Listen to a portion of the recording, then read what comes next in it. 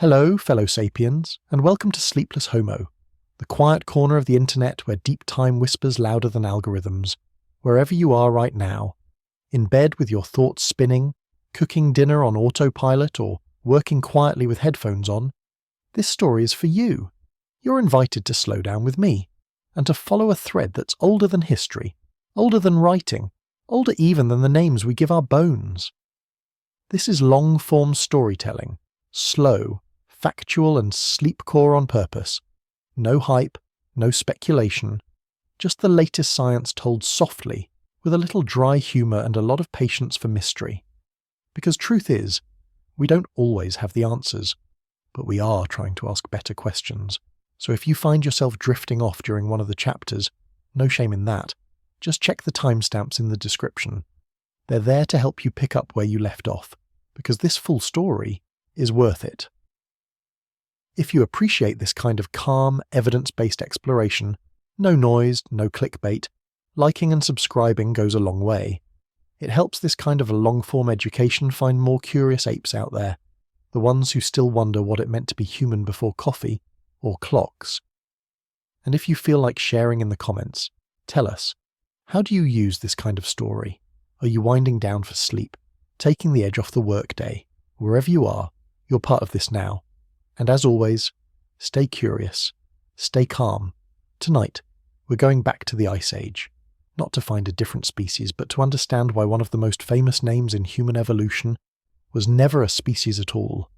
This is the full story of Cro-Magnon, what they were, what they weren't, and why their bones still whisper back to us, 45,000 years later. It began, like so many great human discoveries, with a construction project. In the spring of the year 1868, a team of railway workers was tasked with clearing rock near the sleepy French village of Les Ázes in the Dordogne Valley. The site was not chosen for its scientific value. It was chosen because it sat beneath a limestone cliff that was inconveniently blocking the planned route for a station platform. As picks and shovels chipped away at the cliff base, the workers opened up a cavity, a shallow rock shelter now known as Abri de Cro-Magnon. Cro, in the local dialect, meant hollow, and Magnon was the name of the landowner. The term Cro-Magnon quite literally meant Magnon's hole. It was not a place name steeped in myth or grandeur. It was a label of convenience. But what lay inside was anything but ordinary. Within the shelter, buried under layers of brecciated sediment and limestone fragments, were the partial remains of 5 individuals, 4 adults and 1 infant, along with a curious assortment of items: perforated shell beads, worked flint tools, fragments of animal bone, and a generous scattering of red ochre. For the archaeologists who soon arrived on site, these were clear signs that the cave had been used not only as shelter, but also as a burial ground. The human skeletons, once exposed, were remarkably well preserved. Their skulls were large, their limbs long and straight, their faces broad but high cheekboned, and most significantly they looked familiar, uncannily so. Louis Lartet, the French geologist who led the initial study of the remains, recognized their significance almost immediately. These people were ancient. That much was clear from their association with Ice Age fauna like reindeer and woolly mammoth. But they didn't resemble the other ancient humans who had been found in Europe by that time. The Neanderthal fossils uncovered in Belgium and Germany earlier in the century were thicker-browed, more robust, and had a cranial shape that struck 19th century scientists as more primitive. These new skeletons, in contrast, seemed altogether too modern to be from the same era. Their vertical foreheads, defined chins, and overall proportions appeared closer to the humans of Lartet's own century than to the so-called cavemen that had come to symbolize prehistory in the public imagination, so they were given a name. Not a taxonomic name at first, but a place name: Cro-Magnon man. The implication, sometimes overt, sometimes subtle, was that these were a different kind of ancient human. Smarter, perhaps, more advanced, a superior strain from deep time. Their apparent modernity, set against the backdrop of the Ice Age, gave them an almost heroic air, and like so many names in paleoanthropology, Cro-Magnon stuck. It sounded dignified, exotic, scientific, even if it was never truly formal, but names, like sediment, can mislead when they harden too quickly. Over the next century and a half, the image of Cro-Magnon became enshrined in popular media, textbooks, museum dioramas, and classroom lectures. He was portrayed as the archetypal first modern human of Ice Age Europe. Tall, broad-shouldered, inventive, culturally expressive. And for decades, this image was reinforced by further discoveries across the continent. From the limestone caves of the Czech Republic to the buried shelters of southern France, similarly shaped skulls and postcranial skeletons kept appearing, all broadly similar, all clearly Homo sapiens, and all dating to the period between roughly 45,000 and 10,000 years ago. So the name Cro-Magnon, originally a label for a single rock shelter's occupants, became a catch-all for a whole wave of Homo sapiens spreading across Ice Age Europe. It was used interchangeably with early modern humans, and sometimes treated as a distinct subgroup of our species. The boundaries were never particularly clear. Was Cro-Magnon a population, a race, a culture, a species? Depending on the textbook and the decade, the answer might shift, but by the late 20th century something had changed, and it wasn't the fossils, it was the science. As methods improved and global fossil databases expanded, researchers began to notice something odd. The so-called Cro-Magnons, once thought to be a special case of modernity, were anatomically indistinguishable from other Homo sapiens found across Eurasia and Africa during the same time period. Their skulls might be slightly more robust on average, but within the normal variation seen in modern humans today. Their faces were wide, yes, but not unusually so, and their brain cases, once thought unusually large, sat well within the range of contemporary humans. In fact, in some cases they were smaller. More importantly, the term Cro-Magnon had never been formally defined in the biological sense. It was not a species, it was not a subspecies, it was not a clade. It was a nickname, born of a rock shelter and fossilized by repetition. By the 21st century, most paleoanthropologists had quietly retired the term from their scientific vocabulary. Instead, they used more precise phrases, anatomically modern humans, abbreviated AMH, to refer to humans like us, who emerged in Africa roughly 300,000 years ago and eventually expanded across the globe. Or early modern humans, to distinguish the first Homo sapiens populations that entered Europe during the Upper Paleolithic but before the rise of farming. In recent years, the term European Upper Paleolithic Homo sapiens has gained ground, a mouthful perhaps, but refreshingly unambiguous, and so Cro-Magnon, once a label for clarity, became a source of confusion. It suggested a boundary where none existed. It hinted at a separation between us and them, when in truth, they were us.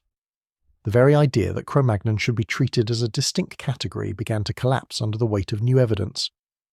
But old names are stubborn things. Even today you will hear Cro-Magnon used in documentaries, mentioned in museum exhibits, or invoked in conversation as shorthand for Ice Age humans in Europe. And to be fair, it's not entirely wrong. The skeletons found at the Cro-Magnon shelter are still real. They are still among the oldest Homo sapiens remains ever found in Western Europe, and they still represent a crucial data point in understanding how our species spread and adapted during the last glacial period. But the narrative has shifted.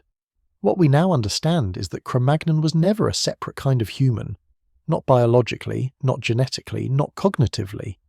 The people who lived in that shelter in what is now southwestern France were Homo sapiens in the full sense of the term. They may have painted animals on cave walls, buried their dead with ornaments, and survived the long winters with ingenuity and skill. But if one of them were to walk past you on a crowded street, dressed in modern clothes, you would probably not look twice, and that's the part that still catches in the throat. We are not separated from them by species, only by time. Their story, like so many in prehistory, came to us by accident. A platform site, a shattered rock shelter, a few bones in the dust, and yet from those fragments, an entire mythos was built, one that still lingers in the way we imagine Ice Age humanity. Stronger, wilder, somehow better or more pure, but bones, if they speak at all, do not speak in myths. They speak in calcium, in sutures, in wear patterns and healed fractures. They whisper in measurements, not metaphors. And what the bones from Cro-Magnon tell us is that they were humans not quite like us in culture perhaps, but no different in kind. Their DNA, where preserved, is indistinguishable from modern Homo sapiens. Their anatomy is recognizably ours. Their story is not a side branch, it is part of the trunk. Still, the name clings to the cave, to the valley, to the myth. Cro-Magnon. A label born in the year 1868, from a chance dig at a train station, now slowly fading from the scientific record but still echoing through textbooks and memory. So we begin there not because the label was right, but because the discovery forced a question that still hasn't gone away. How do we know what's truly different when the bones beneath our feet look so much like our own? And if Cro-Magnon wasn't a species, if they were simply an earlier version of us, then what exactly are we looking at when we look back into Ice Age Europe? Not a mystery solved, but a presence recognised, a face almost familiar. How can someone be famous for not existing? In the modern history of science, there may be no better example of this paradox than Cro-Magnon. For over 150 years, the name stood in as a symbol of Ice Age intelligence, strength and evolution. It adorned textbooks, animated documentaries, and populated dioramas in natural history museums across Europe and North America. Cro-Magnon was shorthand for the first of us to arrive in Europe, a placeholder for a prehistoric population imagined as sharper, stronger, and somehow more real than the shadowy hominins that came before.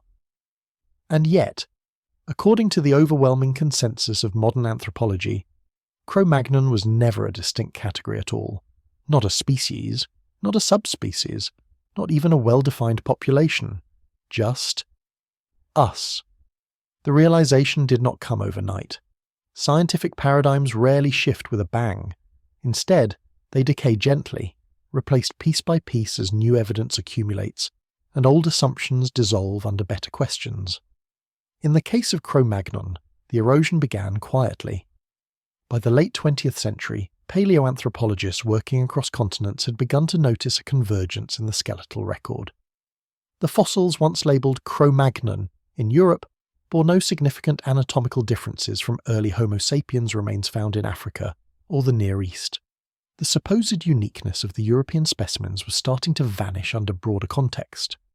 Measurements once thought diagnostic, a higher cranial vault, slightly more robust limb bones, a wider face, were increasingly seen as ordinary human variation.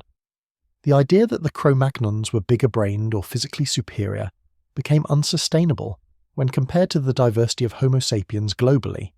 In fact, some early Homo sapiens fossils from Africa showed equal or greater cranial capacity and just as much variation in skull shape and size. The notion of a singular type of modern human that emerged only in Europe began to unravel. This shift coincided with advances in both paleoanthropological methods and global fossil discovery. Throughout the 1980s and 1990s, sites in Ethiopia, Morocco, South Africa, and Israel yielded remarkably ancient Homo sapiens fossils, some dating back as far as 300,000 years. These remains pushed the emergence of our species far earlier than previously believed and situated its origin firmly in Africa. By contrast, the earliest European Homo sapiens, those once called Cro-Magnon, appeared only within the last 50,000 years. The temporal and geographic evidence began to converge. The humans buried at the Cro-Magnon rock shelter were not the beginning of our story. They were a late chapter. Their traits were not evolutionary innovations, they were inheritances. At the same time, the vocabulary of human evolution was undergoing its own quiet revision.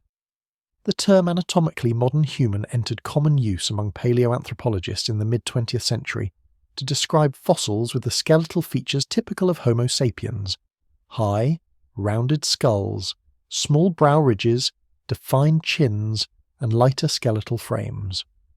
These features distinguished them from archaic humans like Homo neanderthalensis and earlier variants of Homo erectus. Importantly, anatomically modern made no claim about behaviour, intelligence, or culture. It was a morphological definition, based on the shapes of bones, not the complexity of thought. Soon after, a second layer of terminology emerged: Homo sapiens sapiens. The repetition of the species name was not a typo, but a formal taxonomic move. In binomial nomenclature, repeating the species name creates a subspecies, in this case, the fully modern subset of Homo sapiens. It was a way of distinguishing between earlier transitional forms of Homo sapiens, like those at Jebel Irhoud or 𝐓𝐈𝐌𝐿𝐏𝐿, and those who more closely resemble present-day humans. Homo sapiens sapiens was meant to capture that lineage, the lineage that includes, well, us. The people once called Cro-Magnon fall comfortably within that definition. They are Homo sapiens sapiens, no prefix required, no subcategory needed. Their DNA, where recoverable, sits well within the range of genetic diversity seen in modern populations. Their bones follow the same patterns. Their geographic spread, while regionally concentrated, is consistent with a species already dispersed across the Old World. There is no anatomical line, no evolutionary leap, no definable threshold that separates Cro-Magnon from the rest of early Homo sapiens. And so, in the academic literature of the 21st century, the name has mostly vanished. You won't find Cro-Magnon on new cladograms. It rarely appears in formal site reports or peer-reviewed articles. Instead, you'll see phrases like European Upper Paleolithic Homo sapiens, or early modern humans in Europe. The older name survives, where it does, largely in public-facing materials. Museum displays, popular science books, or educational programs aimed at general audiences may still use Cro-Magnon as a point of reference. Not because it's accurate, but because it's familiar. Which raises the deeper question, what does it mean to say someone didn't exist, when their bones are still in the drawer? In this case, it means the category didn't exist. The type, the boundary. The notion that the humans found at that rock shelter in 1868 represented something fundamentally different, a new branch, a transitional form, or an evolutionary leap, has been abandoned. They were not a separate group. They were simply local representatives of a global species, one that had already carried its anatomy, and perhaps much of its cognition, from Africa into the wider world. That doesn't make the Cro-Magnon fossils unimportant. Quite the opposite. They remain critical to our understanding of early Homo sapiens in Ice Age Europe. Their preservation is exceptional. Their archaeological context is rich. They tell us about population structure, burial practices, and the spread of our species across a hostile glacial continent. But what they do not tell us is that a new type of human evolved in Europe. They do not mark the birth of modernity. They are not a separate spark. They are a ripple in a much larger wave. This re-evaluation has also forced scientists to become more cautious about naming. The history of paleoanthropology is full of labels that harden too soon, based on fragmentary evidence, regional bias, or assumptions that did not hold up over time. In recent decades, the field has trended toward describing traits, sites, and lineages with as much specificity and as little taxonomic inflation as possible. Where once a skull might be enough to name a new species, today it is more likely to be studied in the context of variation, compared against large fossil samples and genomic datasets before any evolutionary claims are made. It is a humbler science now, and arguably a wiser one. There is also a growing appreciation for just how fluid the human story really is. Categories like species and subspecies, once thought clean and separable, are increasingly viewed as human-made conveniences for describing messy, overlapping realities. Ancient humans did not sort themselves by taxonomic labels. They moved, interbred, adapted, and changed, not in discrete steps, but in tangled webs. Our ancestors didn't wait for approval from academic journals before becoming slightly more modern. So when we say Cro-Magnon wasn't a species, what we mean is that no clear boundary separates them from us. Their traits fall on a continuum of Homo sapiens variation. Their presence in Europe marks not the arrival of a new kind of human, but the extension of a lineage that had already begun, possibly hundreds of thousands of years earlier, on another continent. And that's where the haunting part comes in. If we strip away the name, the mystique, the sculpted dioramas and artistic reconstructions, what remains is something harder to digest but more profound. There are no chosen people in our deep past, no heroes carved in ice. The humans of 40,000 years ago were not more noble, or more primitive, or more real than those of today. They were simply alive, caught, like us, between biology and memory, making do with the tools and stories available to them, evolving, slowly, subtly, and without clear awareness of what they were becoming. Their fame, such as it is, was an accident of geography and limestone. And yet the question lingers. How can a name so famous come to mean nothing? Perhaps because it never meant what we thought it did. Cro-Magnon was not a breakthrough, not a step above, not a last gasp of purity before modern complexity took over. It was a layer in the soil, a moment in a continuum, a reminder that we are often the ones drawing lines where nature saw none. We still have the bones, we still have the cave, we still have the ochre and the beads and the old reconstruction sketches.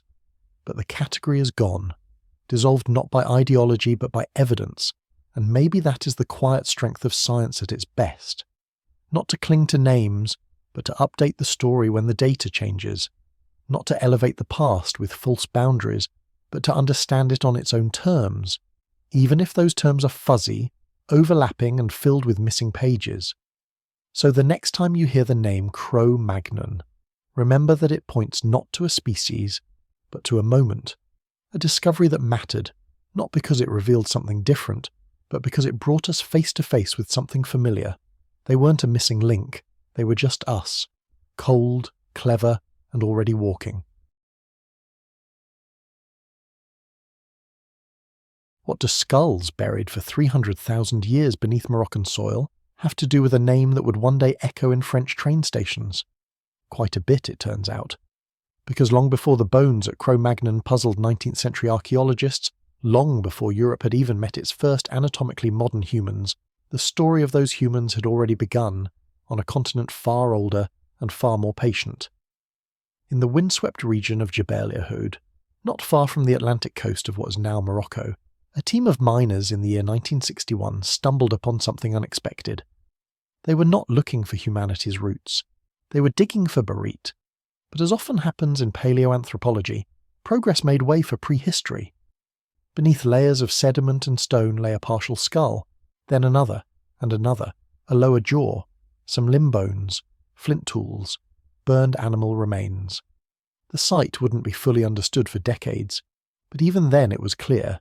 This was not some isolated grave. This was a window into something much older, and potentially much more unsettling. For many years, the remains at 𝐓𝐈𝐿𝐄𝐒𝐒 were dated to around 160,000 years ago. That was impressive, but not unprecedented. Similar finds across eastern and southern Africa seemed to confirm that Homo sapiens had likely emerged somewhere on the continent, roughly 200,000 years ago. That's what the textbooks said. That's what the maps were drawn around. But then, in the year 2017, everything changed. Using advanced thermoluminescence dating on the flint artifacts, scientists recalibrated the age of the site. The bones, it turned out, weren't 160,000 years old. They were more than 300,000. That single correction pushed the entire timeline of Homo sapiens back by over 100,000 years, and it pulled the geographic origin of our species westward, toward North Africa, where it had rarely been centered before. It's not that 𝐓𝐈𝐿𝐄𝐒𝐒 gave us the first humans, it's that it gave us the first humans we might recognize in a mirror. The skulls are fascinatingly transitional. Flattened faces, small and graceful brow ridges, but with brain cases still elongated and archaic. Not yet the fully globular cranium of modern humans, but clearly not Homo heidelbergensis or Homo erectus either. Something new. Something almost, but not quite, us. One could say they looked Cro-Magnon-ish, but that would be the wrong century speaking. What they looked like to scientists today is the earliest known form of Homo sapiens. Not a single birthplace, not a clean border, but a morphology slowly assembling itself across a vast and ecologically diverse continent. Because while 𝐓𝐈𝐿𝐿𝐄𝐒𝐒 sits in the northwest, fossils from Florisbad in South Africa, dated to around 260,000 years ago, also exhibit features consistent with early Homo sapiens. In the east, the 𝐓𝐈𝐌𝐿𝐄𝐒𝐒 remains from Ethiopia, long hailed as the oldest modern humans, are now dated to about 233,000 years ago. And just northeast of there, at 𝐓𝐿𝐻𝐻𝐿 in the Middle Awash, skulls dated to roughly 160,000 years ago appear even more modern in shape. These sites do not compete, they complement. Together, they tell a story that paleoanthropologists now call the Pan-African model, a view of our origins not as a single garden, but as a mosaic, scattered populations sharing genes, swapping innovations, migrating and remigrating across grasslands and rift valleys, river systems and deserts, slowly assembling what we would come to call sapiens.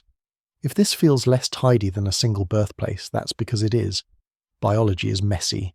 And evolution, it turns out, did not follow a script.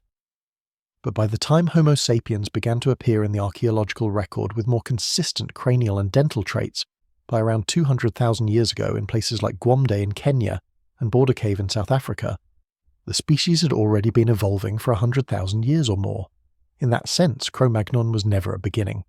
It was a very late arrival, and yet it's easy to understand why the European finds once captured so much attention.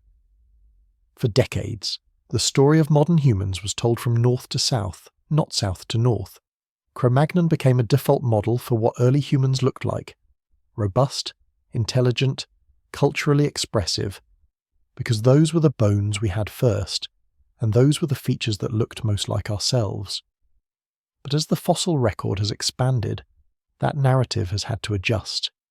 The physical traits once thought distinct to Cro-Magnons, such as reduced prognathism, a pronounced chin, or high cranial vault, are now seen in earlier African remains, some of them predating the European arrival by over 200,000 years. 𝐓𝐈𝐌𝐿𝐄𝐒, in particular, has challenged the idea that Homo sapiens emerged fully formed. Instead of a light switch, it suggests a dimmer, traits emerging gradually, under pressures both environmental and genetic, among populations that may have lived apart yet remained interconnected. One group developing a flatter face, another evolving around a skull, a third refining tool strategies or social cohesion. Over thousands of generations, through mixing and migration, these traits converged. By the time humans began venturing out of Africa in more permanent waves between 70 and 50,000 years ago, those features had already stabilized. The people who would eventually become known as Cro-Magnons were carrying a face that had been forged far away, and long ago. Importantly, the African fossils also remind us that variation was always part of the story. Early Homo sapiens were not a uniform population.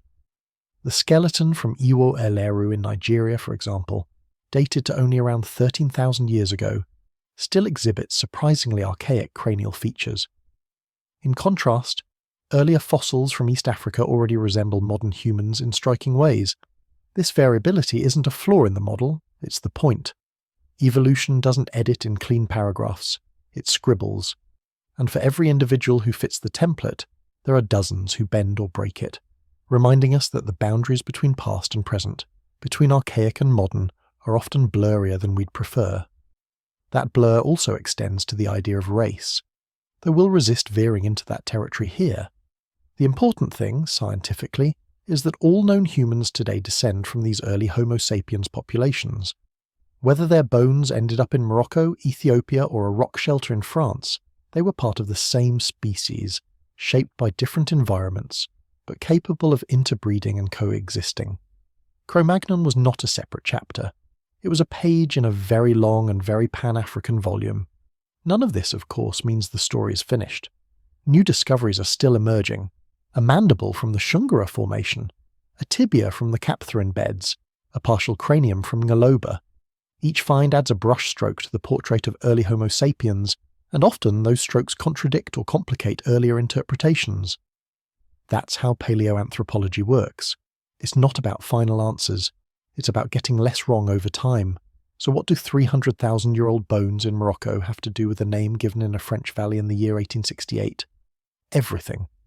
Because while the term Cro-Magnon may no longer serve as a separate classification, the humans it once described are part of a lineage that began not in Europe but in Africa, across grasslands and caves and riverbanks, where anatomy was slowly rewritten and faces began to resemble our own.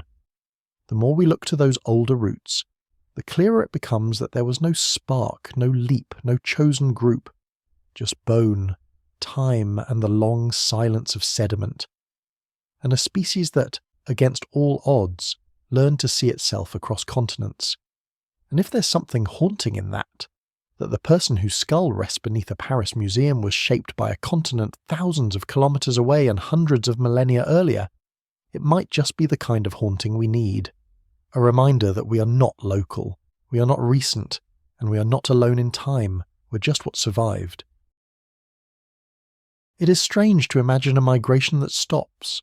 Stranger still to imagine a species walking across continents and then simply pausing for tens of thousands of years. But this is exactly what the archaeological record suggests. Somewhere between 100,000 and 60,000 years ago, small bands of Homo sapiens began trickling out of Africa. And then, for reasons we're only beginning to understand, they didn't keep going. They settled, they waited, and they stayed just shy of the future they would one day transform. The story begins not in Europe, but in a set of forgotten valleys and ancient shorelines stretching across what we now call the Levant and the Arabian Peninsula. These were not dead lands then. During short, unstable bursts of climate shift, deserts briefly bloomed. The monsoon belt pushed north, freshwater lakes reappeared, and grasslands crept into regions we now picture as sun-blasted. And into these windows of green, early humans walked. Sites like Skul and 𝐓𝐈𝐌𝐄𝐒𝐒 in present-day Israel have preserved the bones of some of the first Homo sapiens ever found outside Africa. Dated to around 90,000 to 120,000 years ago, these skeletons show fully modern anatomy. But they are surrounded by an enigma. They left no lasting lineage. These people were not the ancestors of modern Europeans or Asians. Their trail ends almost where it begins. Other fossils scattered through the Arabian interior at sites like Jebel Faya, Al-Wusta, and Dhofar paint a picture of waves and retreats, not a singular march outward. For tens of thousands of years the edge of Africa followed them. What stopped them? Geography, in part. The Arabian Peninsula is ringed with difficult terrain, deserts, mountains, and salt flats that, during arid periods, became impassable. The same climate pulses that opened corridors could close them again, sometimes within centuries. A rain-fed corridor could vanish in a generation. And unlike the grassland savannas of East Africa, these temporary routes were less predictable. Once the climate dried, entire populations may have become isolated, unable to return or move forward. There is also the question of competition. The Levant and Western Asia were not empty. Neanderthals were already present in many of these regions, and while interactions between the two groups may have occurred, it is possible that Neanderthals, better adapted to colder and drier climates at the time, simply outcompeted these early Homo sapiens. When environmental conditions worsened, Neanderthals may have survived where others did not. But there's a deeper hypothesis taking shape, one that doesn't rely only on deserts or rivals. It has to do with time and patience.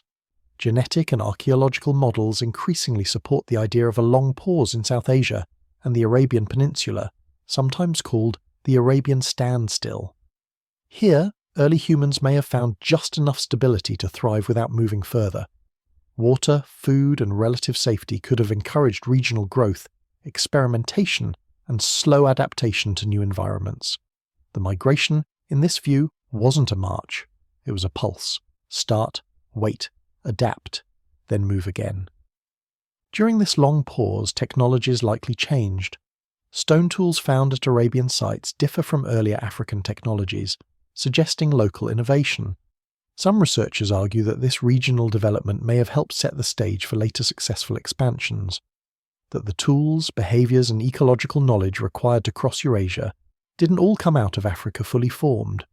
Some were born in these forgotten refuges. This version of the story also helps explain why so many of the earliest known Homo sapiens fossils outside Africa are scattered and seemingly unconnected. There was not a single wave of humanity that left the continent and spread like paint across a canvas. There were attempts, pauses, collapses, and only later successes. When the final expansion did begin, around 70,000 to 60,000 years ago, it followed a pattern shaped by these earlier experiments. Populations moved along coastal routes, avoiding the harsher inland deserts. They followed food, water, and the faint memory of ancestors who had already passed that way. But those early footprints had faded. The newcomers were not descendants of Skul or Al-Wusta. They were part of a new population wave, built on lessons learned far from Europe's caves. It is tempting to ask what would have happened if the first exit had succeeded. If Homo sapiens had reached Europe not 45,000 years ago, but 100,000, would we have replaced Neanderthals then, or become something entirely different? The fossil record, as always, does not answer. It only gestures. In that silence, we are left with a deeper truth. Migration is not always progress. Sometimes it is a waiting game, an ecological patience that plays out not over years, but over millennia.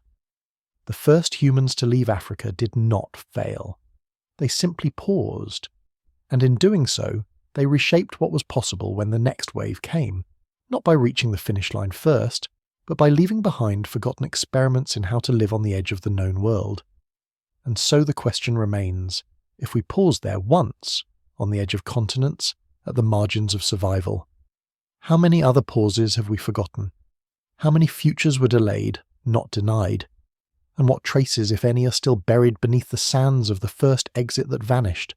It's one thing to discover that Homo sapiens emerged in Africa. It's another thing entirely to ask why they stayed there for so long.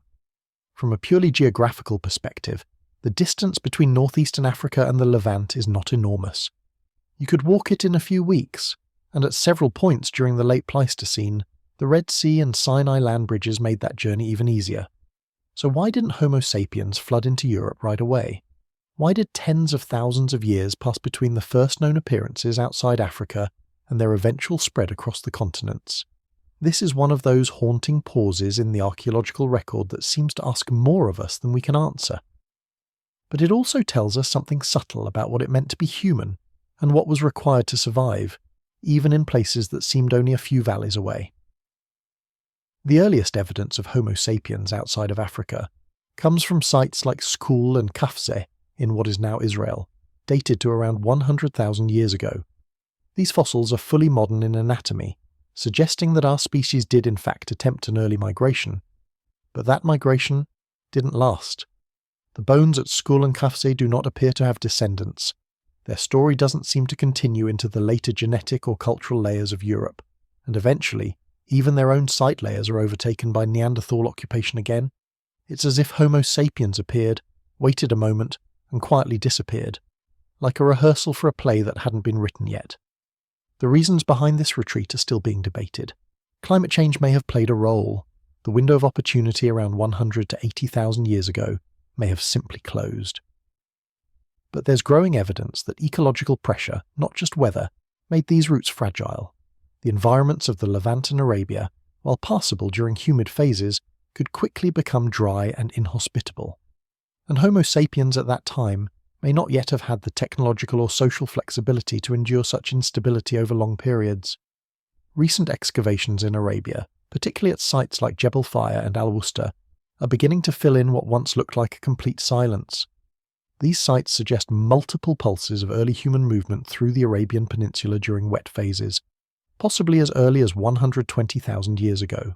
Stone tools, fossilized finger bones, and faint traces of habitation point to what may have been a corridor of exploration, one that opened and closed with the climate like a great breathing lung.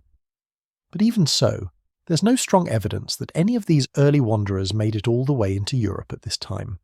Instead, many of these groups may have lived for generations in Arabia and South Asia, adapting to local conditions, and ultimately fading from the genetic and archaeological record, leaving behind only stone flakes and ghostly footprints in ancient lake beds.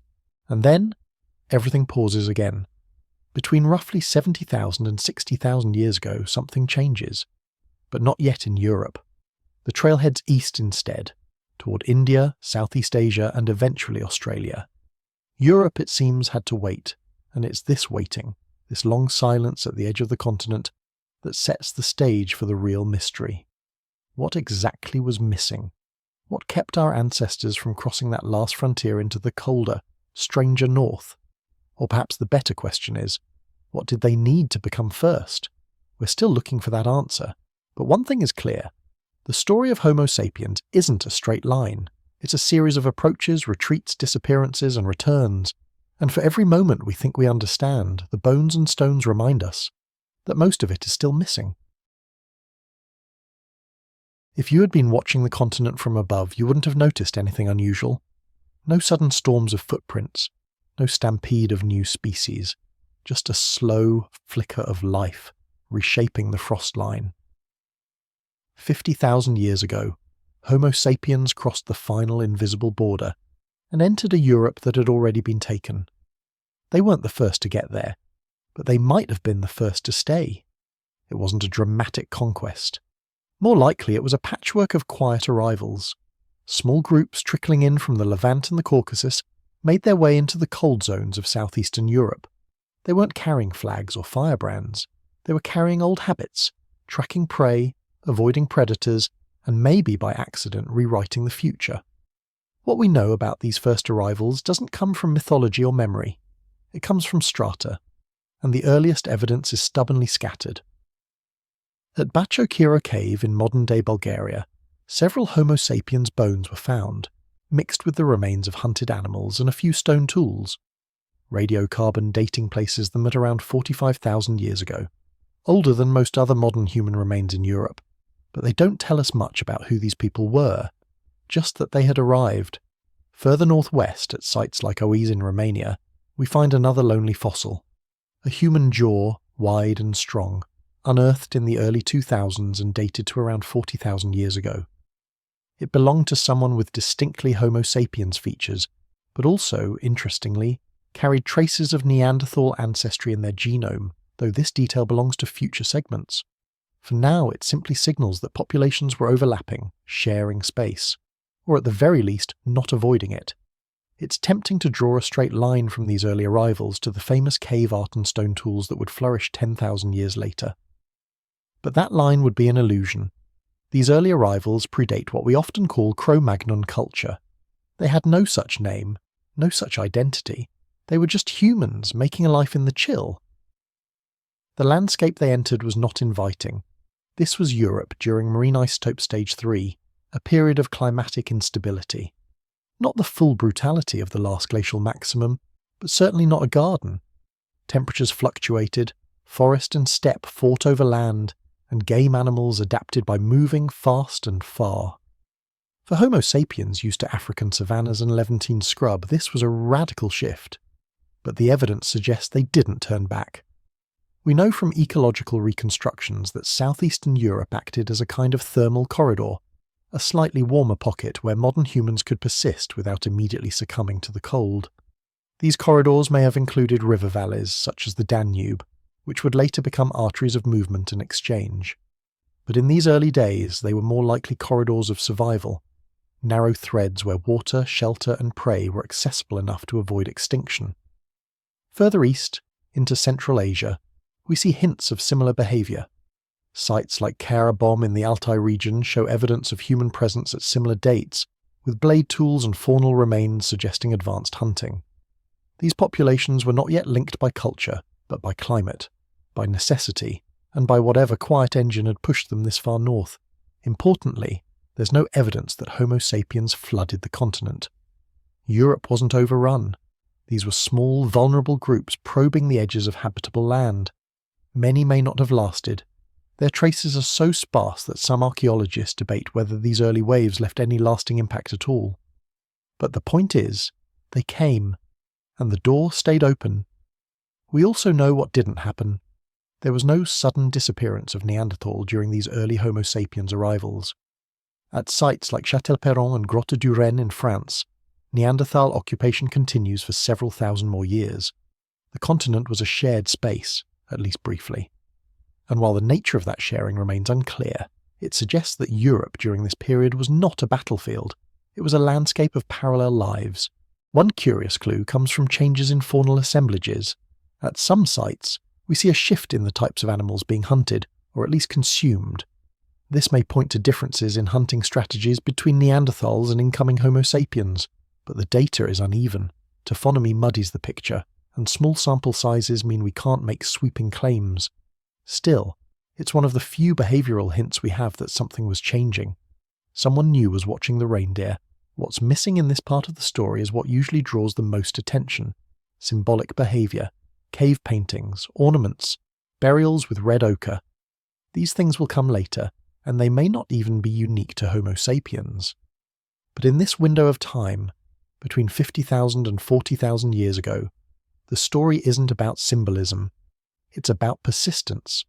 Europe didn't roll out a welcome mat. Yet somehow, modern humans didn't turn around. They adapted in ways we're only beginning to piece together. They found microclimates. They followed herds. They learned, or already knew, how to dress in skins and shelter from wind. Whatever they lacked in numbers, they made up for in flexibility. That flexibility may be the real turning point here. Not a genetic superiority, not a symbolic revolution, just the ability to survive in unstable zones without collapsing, to stay long enough to let culture catch up later. It's easy to miss the significance of that. But without this phase, without this quiet arrival, we wouldn't have the later explosion of culture we so often celebrate. So the question remains, why now? What changed around 50,000 years ago that allowed Homo sapiens to finally and successfully occupy Europe? Was it a mutation in the brain? A new form of communication? A shift in social structures? The truth is, we don't know, and the answers may not lie in the caves at all, but in the weather, the timing and the decisions of a few hundred people who chose not to turn back. By the time the famous Cro-Magnon fossils appear, this phase is already ancient history. But without it, there would be no Cro-Magnon, no Europe full of modern humans, just a continent of bone and silence waiting. So if you're still wondering how we broke into a frozen continent already taken, the answer may be simpler than expected. We didn't break in, we waited, we watched, and when the door creaked open, we stepped inside and kept walking. They were not supposed to meet.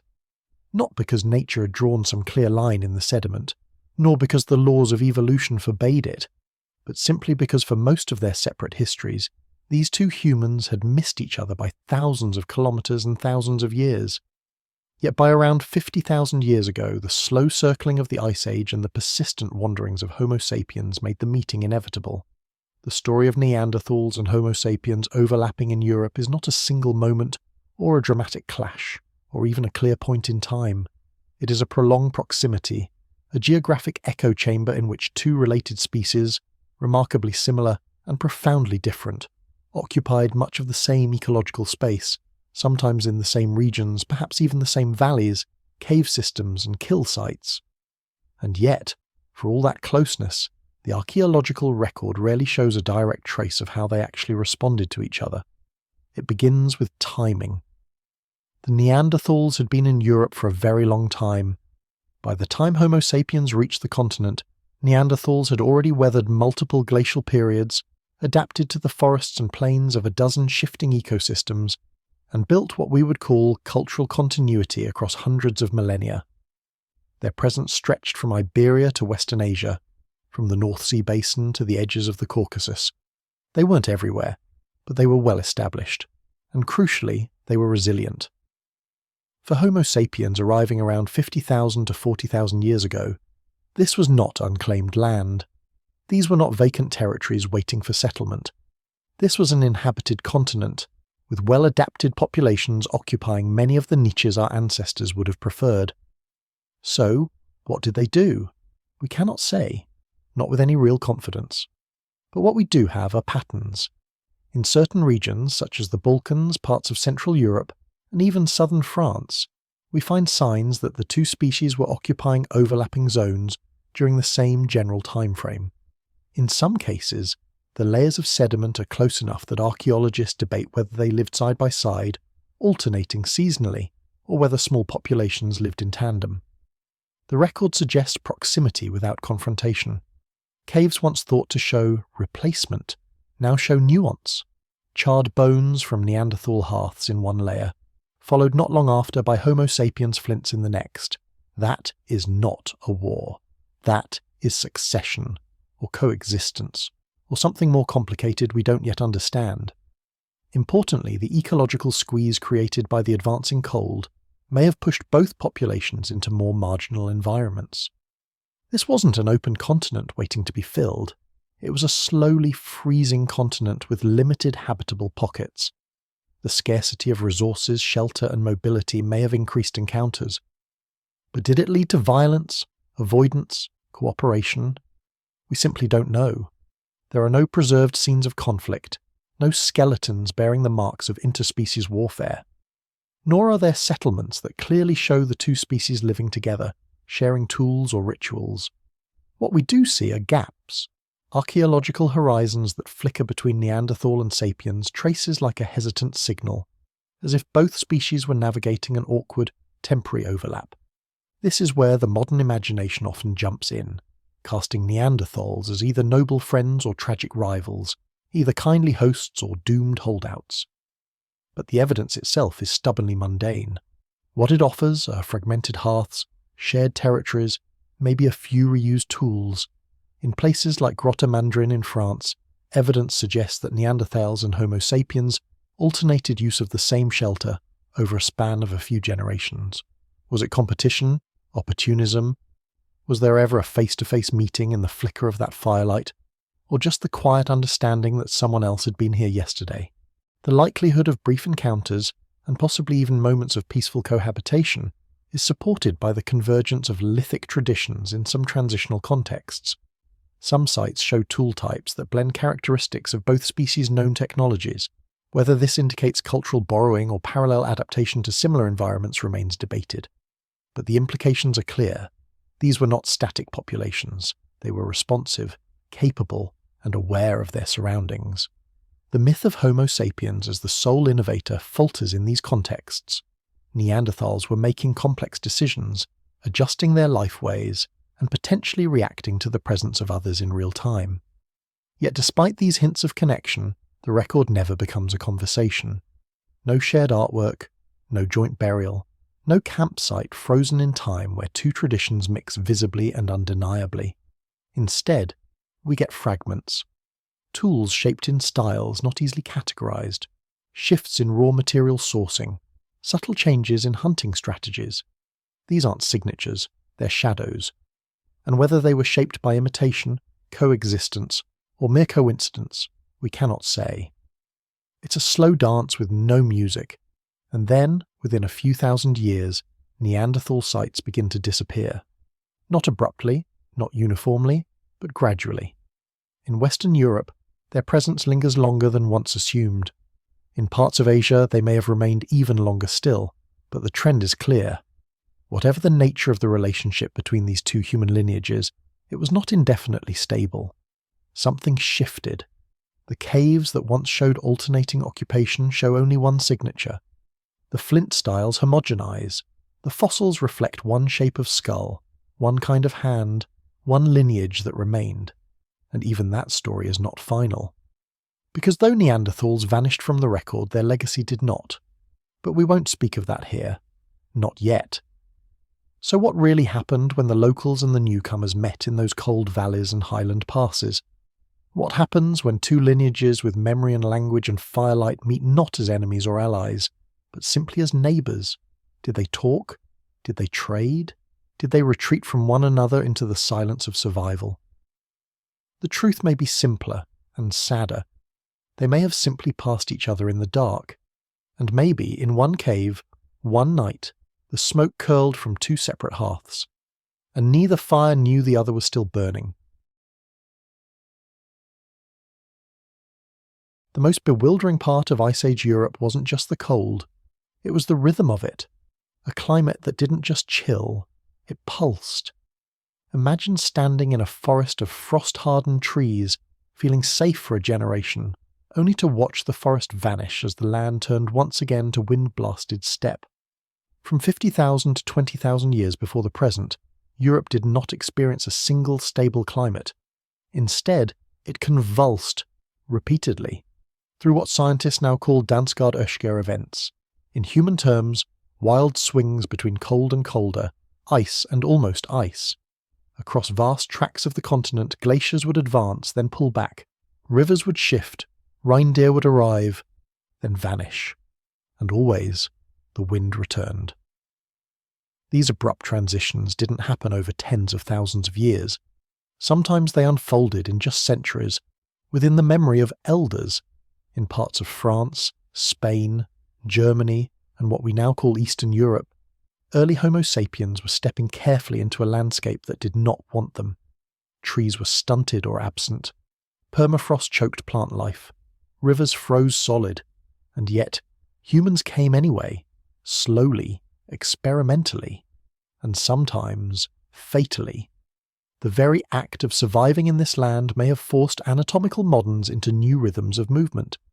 They likely followed the migration arcs of animals, mammoths, horses, reindeer, who themselves were dancing along a timeline dictated not by seasons, but by millennia-long pulses of climate. When prey shifted north, people followed. When the prey disappeared into frozen tundra, people waited. Sometimes those waits lasted generations. The few archaeological footprints they left behind are often just that. Literal footprints, hearths, scattered bones, burnt seeds, and the charred remnants of small fires built low to the ground. Fires not for feasts, but for survival. Temporary, quiet, necessary. These campsites tell a story of humans who didn't try to conquer the land, only to briefly survive in the spaces it allowed. Glacial pulses repeatedly cut off corridors that were once open.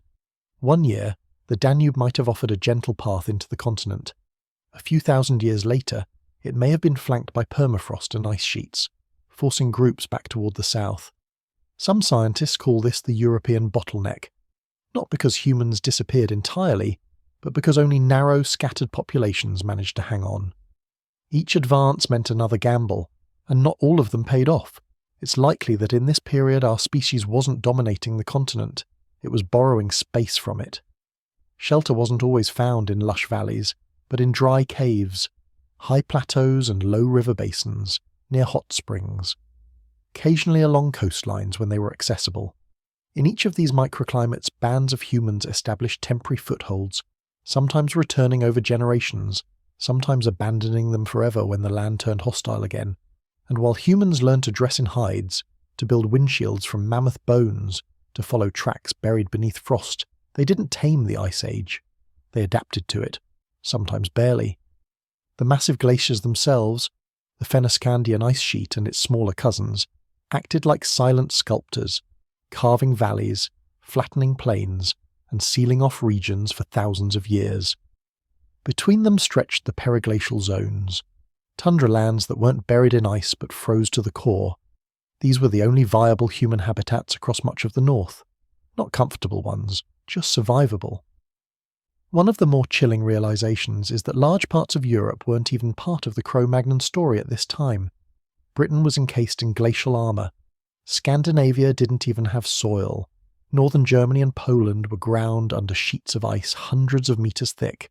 Even central France, the eventual homeland of the Cro-Magnon skeletons, was subject to dramatic shifts between usable habitat and unrelenting cold. So where did they go? Many retreated south. The Iberian Peninsula, southern Italy, the Balkans and parts of the Caucasus became refugia, pockets of land where life somehow endured. Here, the winds were slightly kinder, the land less frozen, and the prey still breathing. These areas became genetic and cultural lifeboats. Small human groups nested here through the worst of the cold, and when the glaciers briefly retreated, they crept back out onto the continent, retesting its edges.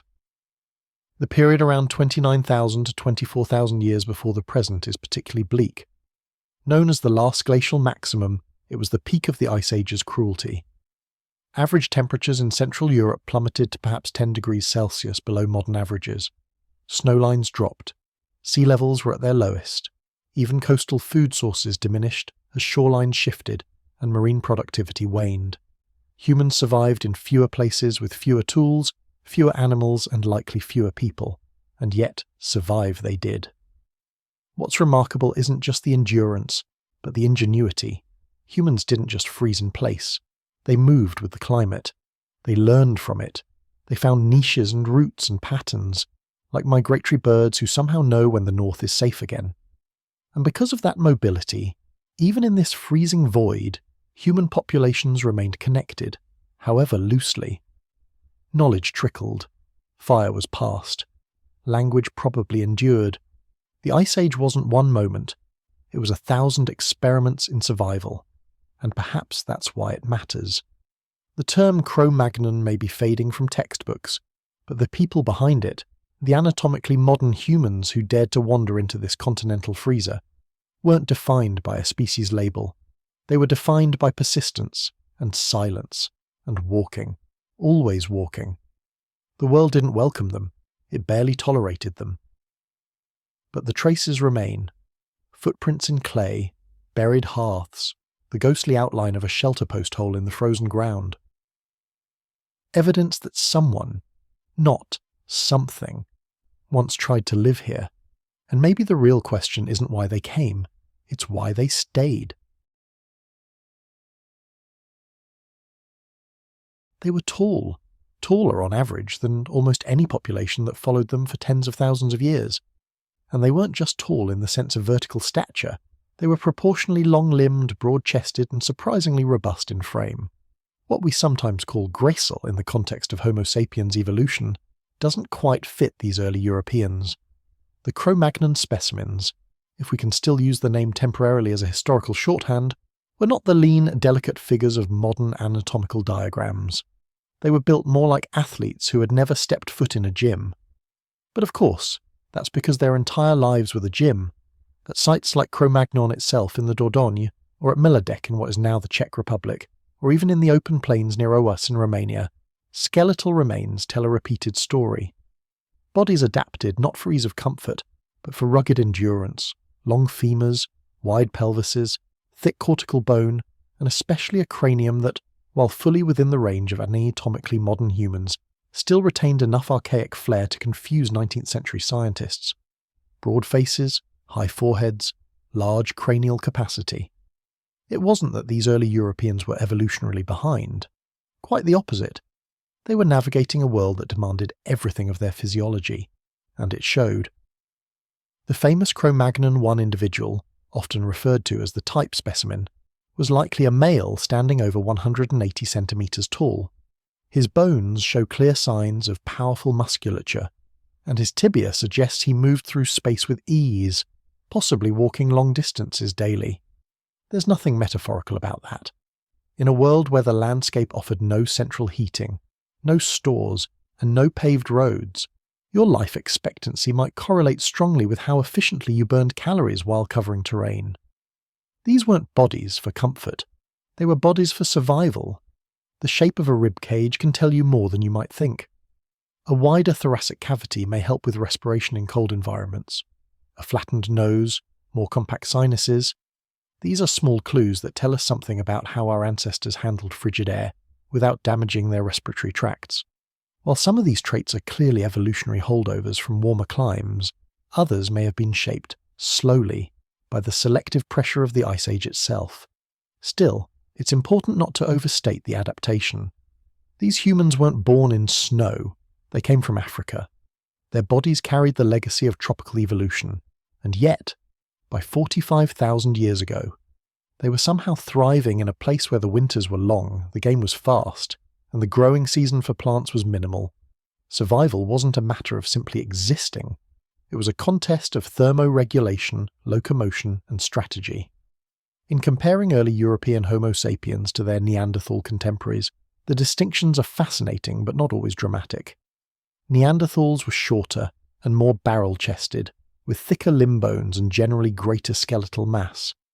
This has often been interpreted as better insulation for cold climates, but Homo sapiens didn't take the same physiological path. Instead of compact power, we see a leaner machine, one that likely relied on movement, migration, and metabolic flexibility more than insulation.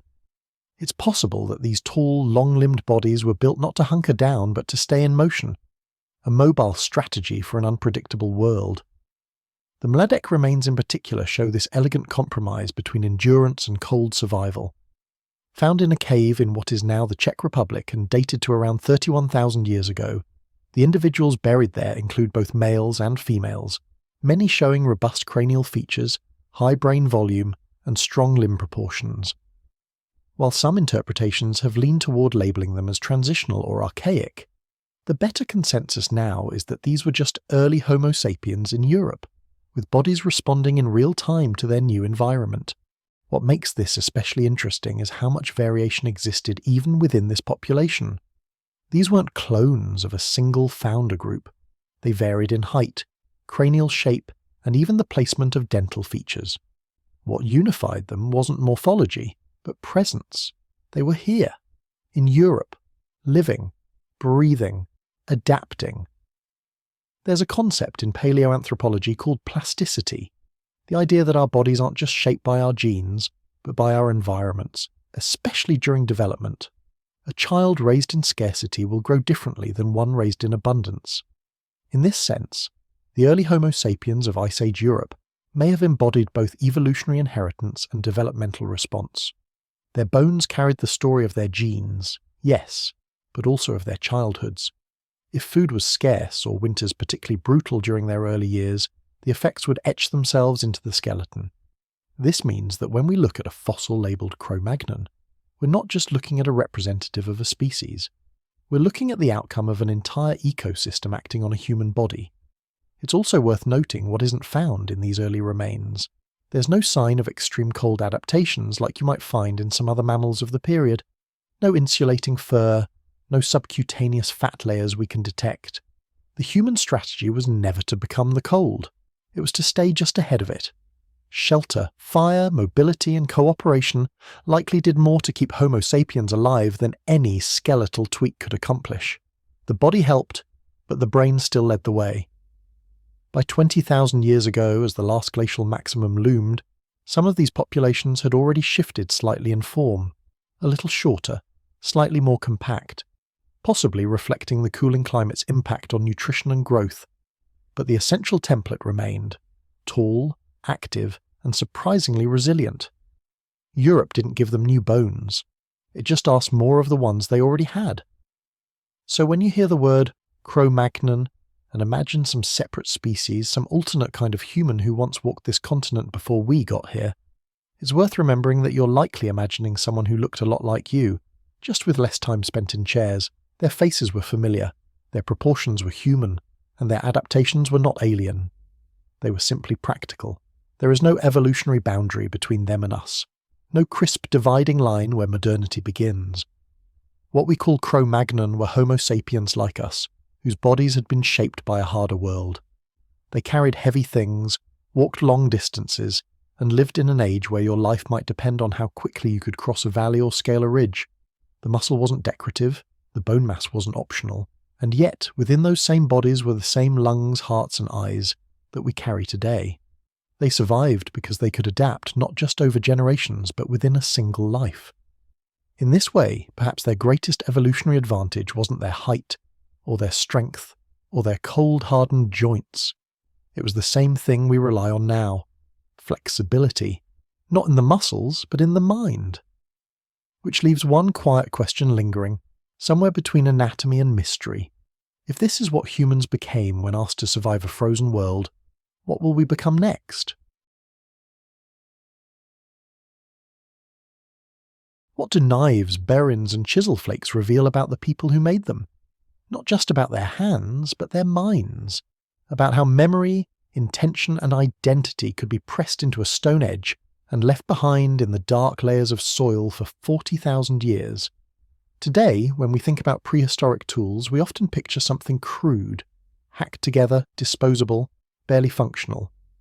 But what early Homo sapiens brought into Europe around 45,000 years ago was something else entirely. And the blades they left behind, long, thin, expertly prepared, hint at a way of thinking that wasn't just practical. It was recursive, intentional, almost systemic. The proto-aurignacian and aurignacian tool industries mark some of the first widespread evidence in Europe for a fully blade-based lithic tradition. These weren't just flakes struck off cores, they were standard-sized blades produced with remarkable consistency across space and time. Archaeologists often use the word volumetric to describe the technique, and that's not poetic exaggeration. It refers to the core preparation strategies that maximize the yield of usable blades while minimizing waste. It's a production system, not a single tool, a method passed down, copied, and, if the layers speak truly, remembered. At sites like Geissenklösterle in what is now Germany, or Abri-Castanet in France, archaeologists have unearthed core platforms and retouched bladelets that weren't shaped randomly or for just one purpose. Some were clearly designed as scrapers, others as burins, tools that could etch into bone or antler. Many show signs of being reworked over time, and all of them, when mapped together, show patterns. Patterns in dimension, patterns in raw material selection, patterns in where on the core a strike was made, and what angle. This kind of pattern doesn't happen by accident. It reflects memory, and in Ice Age Europe, memory was survival. The cold was unforgiving. The animals were massive, dangerous, often migratory. Resources weren't just scarce, they were mobile. To follow them meant planning, to kill them meant coordination, and to process the carcass, make clothing, repair shelters, shape bone, pierce hides, you needed tools, not once, not improvised, but every time. The orination blade tradition didn't just represent clever flint knapping, it marked a shift in human cognition, the routinization of thought, a shared technological language that extended across what is now France, Italy, Austria, Germany, and the Czech Republic. Even the spatial organization of some living sites, where certain tool types cluster in specific activity zones, suggests an early sense of task planning. But the tools themselves say even more. The tools remember. They remember angles and sequences and pressures. They remember what worked. And every new blade struck from a well-prepared core was, in a quiet way, a reproduction of prior knowledge. That kind of replication isn't just copying, it's teaching. And if it's teaching, then we're looking at more than just individuals surviving the cold. We're looking at networks, bands of humans bound not just by kinship or territory, but by technique. The proto-orination tradition, which slightly predates the classic orination, appears mostly in southern Europe and is characterized by long blades and bladelets made from prismatic cores. It's often seen as a transitional phase, bridging the initial arrival of Homo sapiens with the more culturally rich contexts that follow. But even in this phase, we see foresight, curation, economical use of raw material. In a world where each flint nodule had to be scavenged or traded, that kind of efficiency wasn't just clever, it was essential. And that tells us something quietly profound. These were people who planned, who understood not just the environment in front of them, but the one that might come tomorrow, and who embedded that understanding into tools with a memory. Tools that outlasted them, and us, and even the words we might wish we could use to ask them directly how they did it. The haunting question that lingers, as we catalogue and classify and model these early blades in labs today, is not how they made them, but how they remembered too. How many winters did it take for a napper to perfect a core? How many mistakes before the strike angle was just right? And who was watching, learning, copying, passing it on? What does it mean when a chipped stone, no bigger than a hand, contains within it the learned memory of a people, pressed into shape and struck into permanence? The Ice Age world was not generous. It was vast, treeless, and cold, but it was also filled with protein. Mammoths, bison, reindeer, woolly rhinoceroses, the plains of what are now France, Germany, and Iberia, once hosted herds of megafauna so large they could shake the ground. And somehow, into this frozen, shaggy ecosystem stepped a primate with no claws, no fangs, and just 2 legs, but with wrists strong enough to hold a spear and minds patient enough to track, coordinate, and kill. If we want to understand who the so-called Cro-Magnon people were, we have to follow them onto the Ice Age steppe, not into the caves. Because before they were artists or bone tool carvers, they were hunters, and they were very, very good at it. It's difficult to picture it now, but between 45,000 and 20,000 years ago, Europe was a dynamic patchwork of icy plains, river valleys, and seasonally green tundra. Most of this environment was open, windswept, and seemingly barren. But to the trained eye, or more precisely to the trained foot, this was a landscape of invisible trails. Cro-Magnons, or more accurately early Upper Paleolithic Homo sapiens, developed an extraordinary fluency in reading this environment. They were not just opportunistic chasers, they were landscape planners. The oldest evidence of large-scale reindeer drives, where animals were herded into natural bottlenecks and ambush zones, comes from sites like Solutré in modern-day France. Here, bones were found piled high, not chaotically, but in patterns that suggest repeated use of the same killing grounds, generation after generation. This wasn't survival by chance, this was sustained, organised meat acquisition. And to pull it off, these hunters relied on something often left out of romantic reconstructions of Ice Age life: waiting. They waited on migration routes, they waited on cliffs, they waited in blinds. The success of these hunts often depended less on strength than on patience and communication. That, and projectiles. A big reason early Homo sapiens may have outcompeted their Neanderthal contemporaries wasn't just social structure, it was throwing. The ability to accurately throw a spear from a distance meant an animal could be wounded or killed without the hunter risking their own bones. It sounds simple, but biomechanically it's complex. Shoulder mobility, wrist stabilization, and visual spatial coordination. All of which Homo sapiens had refined to an art, or more precisely, a muscle memory. By the time of the Oronation period, roughly 40,000 years ago, we see standardized hunting weapons emerge across Europe. Long, carefully shaped spear points, often made from mammoth ivory or reindeer antler, appear with remarkable consistency at sites hundreds of kilometers apart. This kind of uniformity doesn't just happen, it implies transmission, not just of technology, but of know-how. Somebody taught someone how to do this, and then that someone taught someone else. And when you have a technology that spreads that fast and that wide, it usually means it works really well. But it wasn't just the spears. There were also throwing sticks, known as atlatls, that acted like mechanical levers, multiplying the force and distance of each throw. While direct archaeological evidence for atlatls in this period is rare, indirect clues, like injuries on prey animals or the shapes of impact fractures on bones, suggest that projectile technology was already well advanced by 35,000 years ago. These were not ad hoc tools. These were engineered systems of survival, crafted with seasonal precision. Seasons, in fact, governed everything. Cro-Magnon hunting was not a year-round free-for-all, it was calibrated to the rhythms of Ice Age Europe. Large mammals migrated across predictable corridors, moved by snowmelt, river flow, and grass regrowth. Cro-Magnons tracked these routes and returned to them. Their sites, often clustered near rivers or perched on high ground, reveal a deep understanding of animal behavior. Some shelters show intense seasonal occupation, packed with the bones of reindeer killed in late autumn. Others seem more temporary, like lookout posts or butchering stations. In both cases, you're looking at an ecosystem of hunting infrastructure, not just a series of lucky kills. We also see specialization.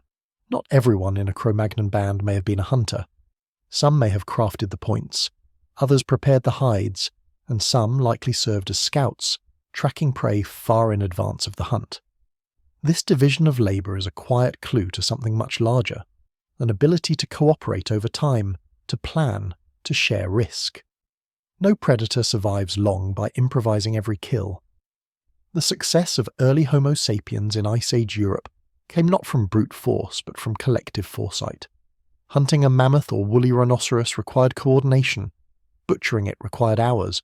Preserving the meat, drying it in cold air, protecting it from scavengers, required even more. And let's not forget what happens after the hunt. Sites like Abri-Pataude in France or Hohlfels in Germany preserve thousands of animal bones with cut marks, suggesting systematic meat processing, but also marrow extraction, smashing bones to access the fat-rich centre. In a climate where calories were survival, nothing was wasted. Sinew became cord, bone became all, and the success of the hunt echoed for weeks, sometimes months. There's a haunting beauty to imagining these hunts. Not for the violence, but for the silence, the weight, the snow crunching underfoot, the glint of a mammoth herd miles away, the coordinated signal, the breath held, the moment of release. In that instant, thousands of years ago, a brain just like yours decided whether to throw high or low, whether to move or stay. And on those decisions, repeated again and again across a frozen continent, rested the continuity of an entire species. So when we talk about Cro-Magnons, it's tempting to jump to cave paintings or carved figurines. But perhaps the better question is this: how did they stay fed? How did they avoid dying of cold and starvation in a land so hostile it could freeze a tree where it stood? The answer is not glamorous. It's flint dust in the fingernails. It's reindeer hooves across a plain. It's footprints in the snow, then no snow, then snow again. The truth of who they were might lie less in their art than in their footprints. Careful, coordinated, ancient, and hungry. And if this level of skill and coordination existed so early in their time in Europe, what else did they learn to organize? What other technologies or ideas did the hunt prepare their minds for? Because once a species learns to take down something 10 times its size without dying, you have to wonder, What wouldn't they try next? 40,000 years ago there were no parkas, no stitched nylon jackets, no synthetic linings, and certainly no Gore-Tex. And yet, there were humans, exposed to Ice Age Europe's bitter winds, sudden squalls, and plunging temperatures that could reach 30 degrees below freezing without warning. Somehow, they not only survived, but thrived. The mystery isn't what they hunted, it's what they wore. Because while mammoth bones endure for millennia, threads do not. The clothing of Ice Age Homo sapiens, often left to speculative reconstructions, likely made the difference between an expanding population and an extinct one. Which raises the question, how do you stitch together the past when the evidence has rotted away? Let's begin with a small, elegant object, a sliver of bone, perforated at one end and polished smooth. The oldest known example of a needle with an eye, not a simple punch tool but a true sewing needle, comes from Denisova Cave in southern Siberia. It is more than 50,000 years old. But these early examples do not belong to Homo sapiens. The first ones we can confidently link to our own lineage in Europe emerge around 35,000 years ago, coinciding with the wider Aurignacian presence across the continent. Thin, carefully shaped, often made of ivory or bird bone, these needles offered something that flakes and scrapers could not: precision. And in an environment where every layer of insulation mattered, precision sewing was survival technology. Tailoring allowed for layered garments, instead of simply draping hides over the shoulders or tying them crudely around the waist. Cro-Magnon populations, though we now call them simply early European Homo sapiens, likely wore fitted, stitched clothing that could be adjusted, reinforced and repaired. From permafrost-preserved remains of later periods in Siberia and the Arctic, we know that hunter-gatherers developed complex layered outfits, inner moisture-wicking layers, insulating mid-layers, and outer windproof shells, all made from organic materials. These sophisticated clothing systems may have deeper Ice Age roots than the evidence can explicitly show. And yet, every bone needle is a clue that tailoring wasn't a luxury. It was engineering. Soft engineering, perhaps, but no less vital than a spear point. These early European tailors didn't have looms, but they had sharp minds. They selected materials carefully: sinew for thread, awls for piercing, bone and ivory for buttons, toggles, or fastenings. Even the wear patterns on the bones, smoothed grooves where thread had been pulled repeatedly, tell a story of long evenings spent stitching by firelight. And stitching was a communal act. It was knowledge passed down, practiced across generations, innovated upon. The rhythm of sewing, pinch, thread, pull, may have echoed across cold stone shelters and tented camps alike. Children would have watched their mothers or older siblings stitch complex folds into warmth. Men likely learned to repair their own garments on the move. Everyone perhaps stitched. None of this survives in the archaeological record with the clarity we'd prefer. Leather rots, fur disintegrates. The layered complexity of prehistoric fashion is gone. What we do have are impressions, from the shapes of wear on teeth that suggest hide softening, from residues on scraper tools that hint at preparation of pelts, and from the few preserved fibres found in protected contexts. It is possible that garments were decorated, trimmed with fringe, fastened with ornaments, or even dyed using natural pigments. But here we hit the wall of absence, so we tread carefully. As always in this channel, we're not here to dazzle with speculation, just to gently reconstruct where the evidence lets us. The survival of Homo sapiens in Ice Age Europe wasn't just about hunting. It was about managing heat loss, sweat, and exposure over months of winter darkness. The enormous metabolic cost of maintaining body temperature had to be offset with insulation, and this insulation, clothing, had to be mobile, durable, and adaptable. Consider the demands: crawling through snowdrifts, hauling meat, fending off wind in open steppes, keeping infants warm, all without synthetic fibres. The humans who managed this weren't fashion designers, but they understood form and function. A hood made of reindeer hide, mittens stitched from hare fur, perhaps layered boots, wrapped tightly with gut string. The details are lost. The innovation, however, endures in bone. The archaeological silence around clothing is deceptive. For every missing shirt, there's a clue in the tools. A scraper used just slightly differently, a needle ground a little sharper. These are the residues of knowledge, of practicality turned to ritual, of cold turned into an opportunity for invention.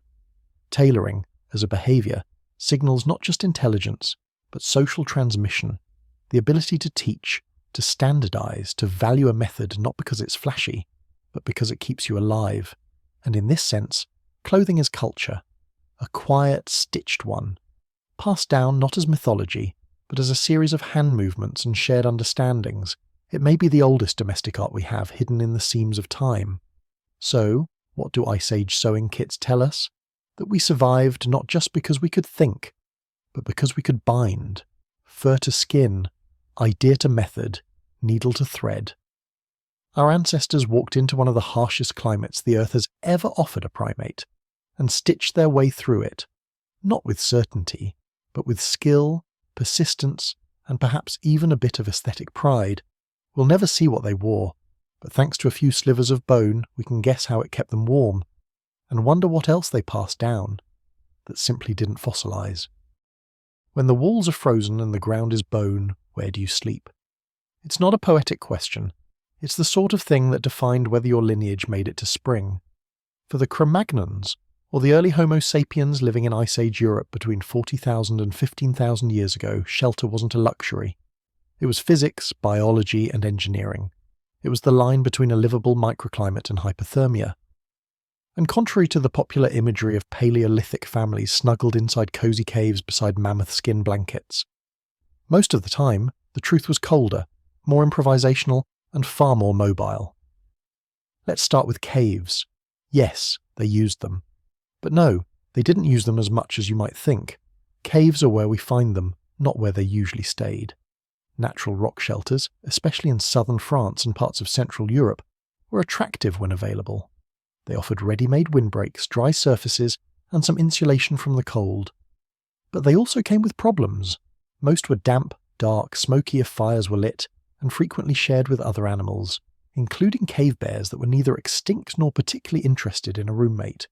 More importantly, caves were rare. And Cro-Magnons were not stationary. Their lives followed the migrations of the animals they hunted, the seasonal availability of different plants, and the harsh cycles of glacial Europe.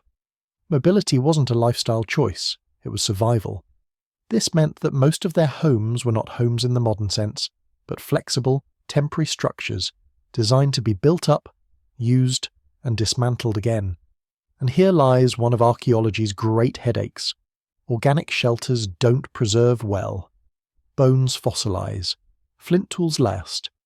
But mammoth tusk tent frames, wood stakes, hide walls, reed mats, those are whispers in the dirt and they vanish with time, leaving archaeologists to reconstruct entire architectural systems from scatterings of post holes, hearths, and bone debris. Yet some clues survive. At Pinsevent in France and Dolní Věstonice in what is now the Czech Republic, clusters of hearths, circular arrangements of mammoth bones, and surrounding pits hint at structured camps. Not random gatherings. These were spatially organised, purpose-built dwellings, huts or tents most likely, meant to accommodate families or social groups for weeks or even seasons at a time. Evidence suggests that some of these Ice Age tents may have had floors lined with grass or moss, hide roofing held down with stones or bones, and strategic orientation to protect against prevailing winds. These weren't just tarp shelters, they were thermal strategies. Mobility, of course, varied by environment. In warmer periods or forested areas, Cro-Magnon bands may have moved more frequently, exploiting fish runs, nut harvests, or short-term hunting opportunities. In harsher periglacial zones, they may have stayed longer in semi-permanent base camps, especially in winters. Think of it less like a family with a house, and more like a group with a logistics plan, circulating between known campsites based on food, safety, and weather, with knowledge passed through generations about where to go and when. Some of the most telling evidence comes from site maintenance. Repeated use of the same camp, sometimes over generations, left layers of ash, tools, waste, and bones. These aren't signs of settlement in the Neolithic sense, but they do suggest that Cro-Magnons had a mental map of Europe that went far beyond a daily foraging radius. They remembered places, returned to them, and improved them. One season's pile of firewood might be the next season's lifesaver, But how do you sleep when the ground itself is frozen? Insulation was key. Simple as that. Hide bedding, woven mats, and layered furs formed makeshift mattresses. Hearths, multiple per shelter in larger dwellings, were kept burning low and steady. Some groups may have used hot stones placed near bedding to radiate warmth through the night. It's even possible that sleeping arrangements were communal, not just for social comfort but thermal efficiency. The warmth of another person isn't just emotional, it's thermodynamic. A related but often overlooked piece of the shelter puzzle is light. Deep winter nights stretched long, and darkness without artificial light is a kind of confinement. Firelight became not just heat but orientation, protection, perhaps even a psychological anchor during the cold months. Burnt wood fragments and blackened cave ceilings show that Cro-Magnons controlled fire indoors. But that also came with hazards: smoke inhalation, limited oxygen, and fire safety in flammable hide tents. It wasn't easy. It was calculated risk. The archaeology of shelter is one of absences. It's the story of what didn't fossilize, what left almost no trace, and yet shaped every other aspect of survival. Shelter isn't just about hiding from the cold. It's about enabling everything else: sleep, healing, food preparation, tool maintenance, and social cohesion.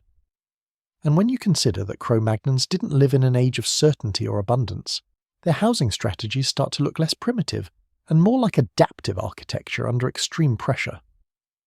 So when we picture these early Homo sapiens tucked into caves with mammoth skins and roaring fires, it's not wholly wrong, but it's incomplete. Most of their nights were likely spent under structures made of bone, hide, and wood, meticulously constructed in the open, near rivers, plains, or forest edges. And like everything else in the Ice Age, even home was temporary. The only constant was movement. The haunting question is, how much of that knowledge have we forgotten? Not the bones or the tools, but the intimate understanding of how to live in rhythm with a changing landscape, without buildings, electricity, or permanence. Shelter for Cro-Magnons wasn't a fixed location. It was a behaviour, a pattern, a memory stored in hands and passed on without blueprints. The record left behind is faint, but it's there, beneath layers of ash, bone, and forgotten footprints in the frost. And yet, even with the ghost of tents and hearths barely clinging to the archaeological record, one thing becomes clear the deeper you look into these Ice Age living spaces. Survival wasn't just about warmth, it was about precision. A well-placed shelter could mean the difference between meat that could be dried for winter and meat that's spoiled in the thaw, between a child growing through another glacial spring or not. These people didn't just survive the cold, they mapped it, measured it, adapted to it. They engineered life around it. But their innovations weren't always carved into stone or preserved in cave soot. They stitched them, sometimes literally. Because once you understand where they slept, the next question becomes unavoidable. What did they wear? That's not a fashion question. It's a functional one. Because you can build the best shelter in the world, but if you have to leave it, if you have to hunt, move camp, or follow a herd, you need to take that shelter with you. On your skin, around your limbs, you need clothes, not just draped furs or animal skins tied crudely together, but layered, tailored insulation, adapted to wind, snow, and motion. And that's where the next invisible technology comes in. Bone needles, threads spun from sinew or plant fibre, patterns passed from hand to hand in a world without cloth, in a world that offered no second chances for frostbite. So how do you survive minus 30-degree winds without Gore-Tex? You invent something just as clever, using only what the Ice Age gave you. You have to wonder what kind of human walks deeper into the earth than the light will follow, and then decides to start painting lions, not hunting them, not running from them, but painting them, in silence, in total darkness. Somewhere around 35,000 to 20,000 years ago, in a world where survival meant eating, moving, and not freezing to death, someone paused to draw a memory that had no practical use. Or maybe it did, but not the kind we can measure in calories. These weren't doodles scratched near the cave mouth. They were deliberate, layered artworks, pushed into the most unreachable parts of the earth. In 𝐓𝐈𝐌𝐿𝐄𝐒𝐓𝐀𝐌𝐿𝐄𝐒, they chose the furthest chamber. In Lascaux, they planned scaffolds. In Altamira, they painted on the ceiling. all of it illuminated by flickering animal fat lamps that left no light switch, just soot. This wasn't decoration. It was something else entirely. Symbolic behaviour so advanced it didn't need to be seen to function. You could almost say it was made to be remembered, not witnessed. And what they chose to depict reveals as much as the act itself. Horses in herds, bison mid-charge, rhinos locked in combat, not just static icons but motion, perspective, overlapping forms.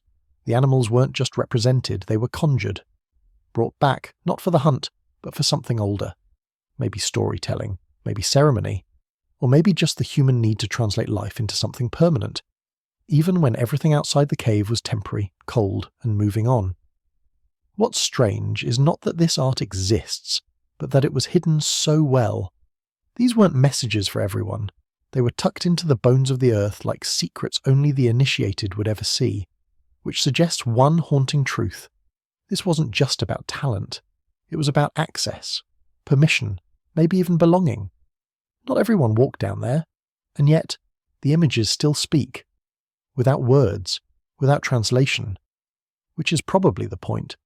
Because when you paint a herd of bison 40 meters underground, you're not just leaving a picture, you're leaving a mind print, a statement. I saw this. I felt this. I remembered this enough to burn fat for it, in a cave no one may ever return to. So what kind of mind paints lions you can't eat, in total darkness? A mind that had already started building a second world. One made of memory, meaning, and things too large for language. Even today, it's hard to stand in front of one of those painted walls without feeling that quiet shock of recognition, not because we understand what the paintings mean, but because we understand that they mean something. That they meant something then, and still do. It's not the symbols that matter most, but the existence of symbolism at all. These weren't creatures drawn to pass the time, they were echoes left with intention. And in the middle of the last ice age, intention meant effort. Fat was food. Time was warmth. Paint was not a luxury. It had to be made. Ochre crushed, charcoal collected, pigments mixed with spit or marrow or urine or water, hauled in painstakingly from the outside world. Then fingers or chewed sticks or handmade brushes applied it, layer by layer, onto the damp living walls of a stone throat. And yet, these images weren't crude. They weren't sketches. Some show deliberate preparation, scraping of the wall to flatten the surface, underdrawing, and even pigment shading. In Chauvet, lions appear mid-motion, stalking. Rhinoceroses clash horns in dynamic posture. Horses, arranged in rows, seem to gallop in a kind of freeze, evoking movement where the surface is still. Whoever painted these didn't just want to depict the animal. They wanted to animate it. These were not diagrams. They were performances, and they may have never been performed alone. Evidence suggests that some cave art was made as part of group events. Traces of multiple individuals moving through corridors, standing in the same alcoves, lighting the same walls with flickering flame. In some cases, the reverberation patterns of the chambers, how sound behaves in them, coincide with the locations of the paintings, meaning they may have been singing, chanting, using the cave not just as a visual canvas but as an acoustic one. The walls weren't silent. This transforms the act of painting from a solitary expression into something closer to theatre or ritual. The artist is no longer an isolated figure in the dark but part of a chorus, a group gathered in echoing silence to bring forth something only they could see. Perhaps it was a memory, perhaps it was a prayer, perhaps it was a reenactment of a hunt, or a way to connect to animals not as prey but as co-inhabitants of a frozen continent. But whatever it wasn't done carelessly, and it wasn't done for decoration. Which raises an awkward question. What was it done for? Here we run into the limits of archaeology. The pigment can be dated, the walls can be measured, but the why, that always eludes us. Some researchers suggest shamanic vision, others point to initiation rites, storytelling, or territory marking. But the truth is, we don't know. What we do know is that the act of entering those caves, painting in their furthest reaches, and lighting them with flame required forethought, collaboration, and purpose. And that, on its own, is a kind of revolution. Because when you see a wall covered in animals drawn with such precision and care, you're not just seeing art. You're seeing a mind that thinks across time, that imagines a moment where someone else, later, will stand in the same spot and look. It's delayed communication, which, in its essence, is storytelling. That capacity to record something not because it's useful, but because it's meaningful, is what pulls this moment into the realm of symbolic cognition. It's one thing to kill a mammoth, it's another thing to remember it, and another still to represent that memory visually, to preserve it in pigment and stone, without any certainty that anyone else will understand. And yet they did it anyway. And this wasn't a singular invention. These painted caves are found across what is now France and Spain, and appear over many thousands of years. Lascaux was painted roughly 21,000 years ago. Chauvet perhaps as early as 35,000. Altamira a little later. This isn't a sudden burst of expression. It's a sustained cultural tradition. One passed, not genetically, but cognitively, from one generation of minds to the next. And in that passing, something astonishing happened. The human brain became a gallery for more than just survival cues. It started to hold metaphors. It started to imagine, and that imagination, made visible, became a shared space.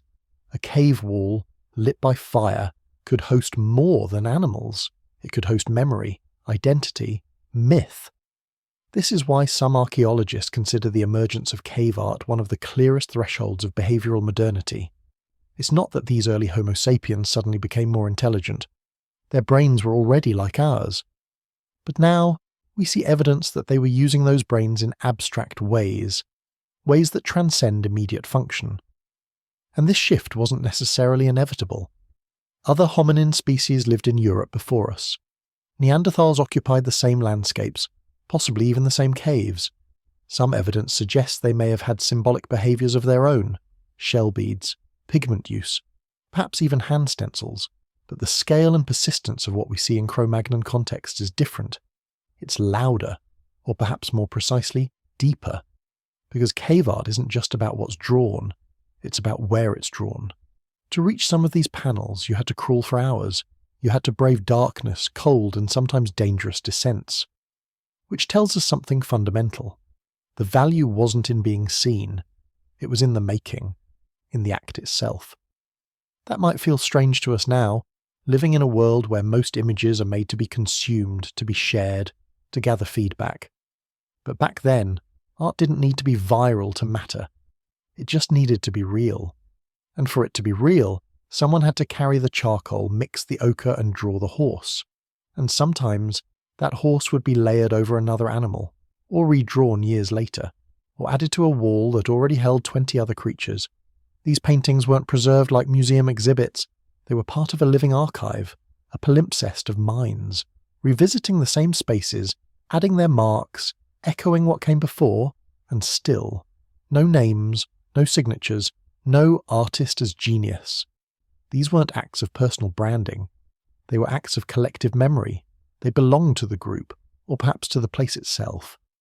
The cave, once painted, became something else. A space not just for shelter, but for presence, for return. You don't paint animals in a cave unless you plan to come back. And when they did return, whether in a season, a generation, or a century later, the paintings waited. The lions didn't age, the bison didn't move, the horses still ran. And maybe, just maybe, that sense of continuity offered something like comfort. A memory that didn't have to live only in the brain. A story that could survive the winter. And here's the quiet irony. In a time before writing, before calendars, before even agriculture, these people had already found a way to leave themselves behind. Not in bloodlines, not in tools, but in visions. Visions that could wait in the dark until someone else lit a lamp and saw what they saw. That's not just art. That's legacy. And if you're listening to this now, staring at a screen or drifting to sleep in some far-off century, then it worked. The mind behind the charcoal reached yours, across the ice, the fire, the years. You heard them. Which leaves one last haunting question. If they could do all that with bone, pigment, and firelight, what else did they imagine that we've never found? They weren't painted like the horses or the bison. They weren't shaded or detailed or arranged in herds. They were flat, simple, and unmistakably human. A hand. Just a hand. Outstretched, pressed against the cold stone wall, and then sprayed around with pigment. Red ochre, black charcoal, sometimes white, rarely yellow, and then removed, leaving behind the ghost of a palm, a negative image of fingers once splayed open. The oldest known signatures in Europe are not signatures at all, they're absences, and they're everywhere. You find them in France, in caves like Gargas and Pech Merle. You find them in Spain, in the deep reaches of El Castillo. You find them in Italy, Indonesia, Argentina, Borneo. They stretch across continents and across time. Some are thought to be as old as 35,000 years. Others are closer to 15,000. But all of them say the same thing, with the same silent clarity. I was here. The human hand stencil may be the most universal symbol on Earth, not because it's complex, but because it isn't. It requires almost nothing. A wall, a pigment, a mouth, a hand. You don't need brushes. You don't need abstract thinking. Just the urge to mark, to record, to press yourself into the world and leave something behind.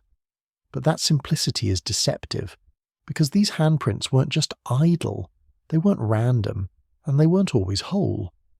Some show missing fingers, deliberately bent or perhaps mutilated. Some are clustered in patterns. Some are placed high above eye level, where reaching them would require scaffolds or other support. Many appear next to animal figures, as if in commentary or framing.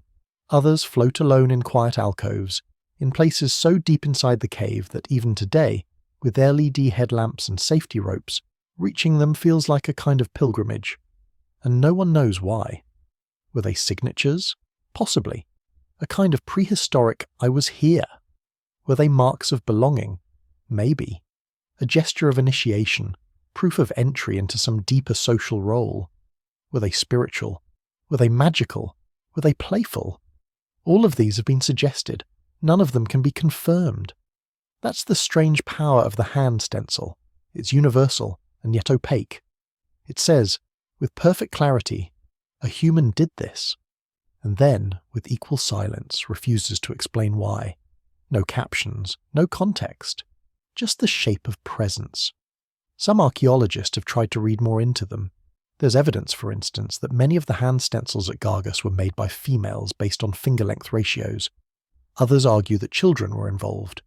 The small size of some prints, the height at which they're placed, and even the playful overlapping of some hands suggest a group activity, something closer to communal marking than sacred ritual.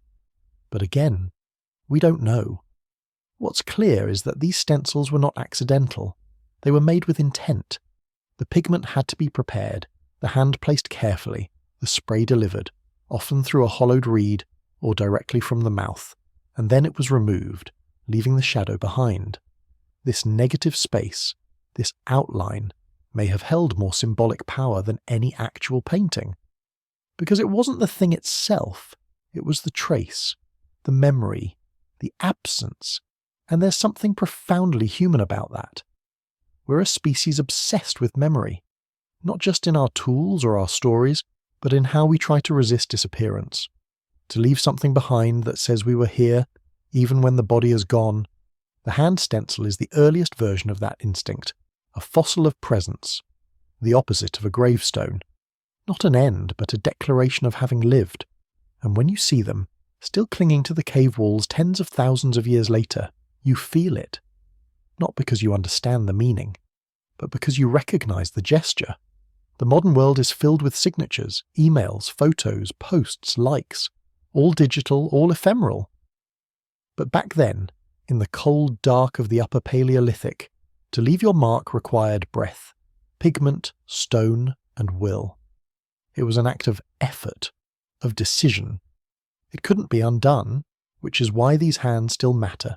They're not decorations, they're declarations. And perhaps that's all they ever needed to be. There are other markings too. Dot clusters, grids, abstract lines, finger flutings along soft cave surfaces. Some researchers call them entopic phenomena, visual hallucinations that occur in altered states, perhaps reproduced by early humans during trance-like rituals. Others argue they were counting systems or markers for hunting or seasonal notations. But the truth is that we're projecting our own models onto marks we no longer understand. And that's okay, because the significance of these stencils isn't what they meant to others, is what they still mean to us. They tell us that people who looked like us, who bled, laughed, grieved, aged and dreamed, lived in a world so alien we can barely imagine it, and still found time to leave something behind. Not because it was useful, but because it was meaningful. They weren't tracking prey. They weren't building shelters. They were reaching out and saying, "This is me, not a name, not a drawing, just a shape, a palm, a gesture, the original touch," and that, maybe more than any spear point or cave lion or carved bone, is what brings them closest to us.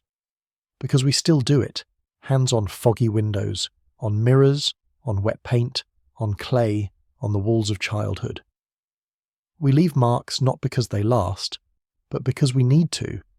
Because humans are a species that remembers out loud, even when there's no one else to hear it. So the next time you see one of those ancient prints, remember that the person who made it may not have been trying to impress the future. They may not have been thinking about us at all. They may have just stood there, in the quiet dark, placed their hand on the wall and whispered, without words, "Here. This was me." And somehow, that whisper still echoes, which raises a final question. When we're gone, when our towers collapse and our screens go silent, what mark will we leave behind that's as clear, as honest, as humble as a single hand in red ochre? Because sometimes, all we have to give the world is the shape of ourselves, and still, the silence of it all lingers.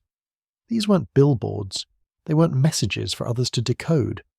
Most likely they weren't meant to last tens of thousands of years, but they did.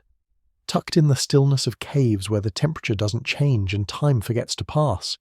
The pigments clung to the walls like memories that refuse to wash away. And in that silence, there's something oddly comforting. Because the people who made them didn't know we'd ever be watching. They didn't know their handprints would end up in museum slideshows, or on YouTube thumbnails, or being analysed by someone with a drone and a carbon dating kit. They just marked the wall, and then they left. And that's it. That's the haunting part, really. There are no answers, no written languages, no footnotes, just a shape in the dark, saying nothing, but somehow saying everything. A child's hand, a missing finger, a group of left palms in a row. They whisper to us without explanation, and the fact that they don't explain themselves is part of their power. It means they weren't trying to prove anything. They were just trying to be, to exist for a moment against the stone, to leave a trace. Which means that even 30,000 years ago, we were already wrestling with invisibility, already trying not to disappear, and that might be the oldest, quietest story we tell. Not of gods or beasts or battles, but of a hand on a wall, trying not to be forgotten. They begin to appear like ghosts, small, heavy in the palm, often faceless. By the time we notice them in the archaeological record, they are already scattered across thousands of kilometres of Ice Age Europe. Carved in ivory, limestone, serpentine or fired clay, they share one haunting feature. They are unmistakably human, but not quite people. Their bodies reduced to curves. No feet, no hands, no eyes, just breasts, hips, and an unspoken presence. We call them Venus figurines, not because their makers knew any Venus, that Roman goddess would not exist for tens of thousands of years, but because early archaeologists, wrapped in their own classical lens, saw fertility, femininity, and motherliness. That name has stuck. But the truth of what they are and why they were made remains far more difficult to carve. The oldest known example comes from a place now called 𝐓𝐈𝐌𝐿𝐴 in southern Germany. She's about 6 centimetres tall, carved from mammoth ivory, and dated to around 40,000 years ago. One of the earliest known works of figurative art by any Homo sapiens. Her head is missing, replaced by a carved loop, perhaps for wearing. But her torso is emphasised in a way that feels deliberate, almost instructional. From there, the figures multiply. In Willendorf, Austria, another appears, more rounded, more abstract. In France, Italy, Ukraine and Russia, dozens more have been uncovered. They're not identical. Some are realistic, others are geometrically exaggerated. A few even seem pregnant, while others are ambiguous or emaciated. But across this Ice Age landscape, the shared style suggests something consistent, not random doodling, not mass production, a shared way of seeing the human body, and choosing what parts mattered. So why are there no eyes? Why no individual faces, names or identities attached to these carvings? It's easy to assume symbolic meaning. Fertility perhaps, a representation of childbirth, continuity, or the feminine principle. But that interpretation says more about us than them. Fertility is only one possible explanation. Another is that these were not symbolic at all, but functional. Teaching tools, tokens of memory, talismanic objects carried during migration. Still others suggest they might have been self-portraits carved by women looking down at their own bodies. An intriguing theory, though impossible to prove. What we do know is this. They appear almost exclusively during the Gravettian period, roughly between 30,000 and 20,000 years ago, and nearly always in association with early Homo sapiens, not Neanderthals. They are usually found near habitation layers, sometimes broken, sometimes deliberately buried, and they are overwhelmingly female in form, at least by our anatomical standards. That itself is a clue, not of obsession, but of worldview. To live in Ice Age Europe was to be surrounded by death, glacial winters, dangerous hunts, starvation. In that context, a carved figure of a nourished reproductive body may not have been decoration at all. It may have been a quiet kind of hope, or a reminder that life, against all odds, could go on. There are technical marvels here too. To carve ivory with flint tools requires not just skill but intention. The shaping of curves, smoothing of surfaces, and selection of stone or tusk implies a commitment of time and effort. These were not disposable, nor were they likely created by accident. In one site in Russia, a row of figurines was found carefully buried alongside ochre and worked bone, as if curated. In others, fragments appear deliberately snapped, perhaps as part of ritual breaking. What we don't find is equally important. We don't see many figurines of men. We don't see animals carved in the same style or scale, not in this period. And we don't see faces. This was not about individuals. It was about something else, a concept, a presence, a force. And yet, we should be careful not to project too much. These objects resist certainty. We do not have their language. We do not have their myths. What survives is only the carving, and our temptation to interpret. Some researchers propose that the abstraction of these figures represents a cognitive leap, the ability to conceptualize woman without representing a specific person, a kind of proto-idea. If that's true, then the Venus figurines aren't just art, they're philosophy. Others argue that these were objects of power. Given their intimate scale, they may have been passed hand to hand, held during childbirth, or buried with the dead. But again, the evidence is thin. What we can say is that these sculptures appear during a period of growing social complexity, more regional tool styles, longer distance trade, and more permanent seasonal settlements. That doesn't mean society as we know it, but it may suggest roles, identities, and perhaps even shared stories. There's also something deeply human in the way these figures appear and vanish. Around 20,000 years ago, the style seems to fade, not instantly but gradually.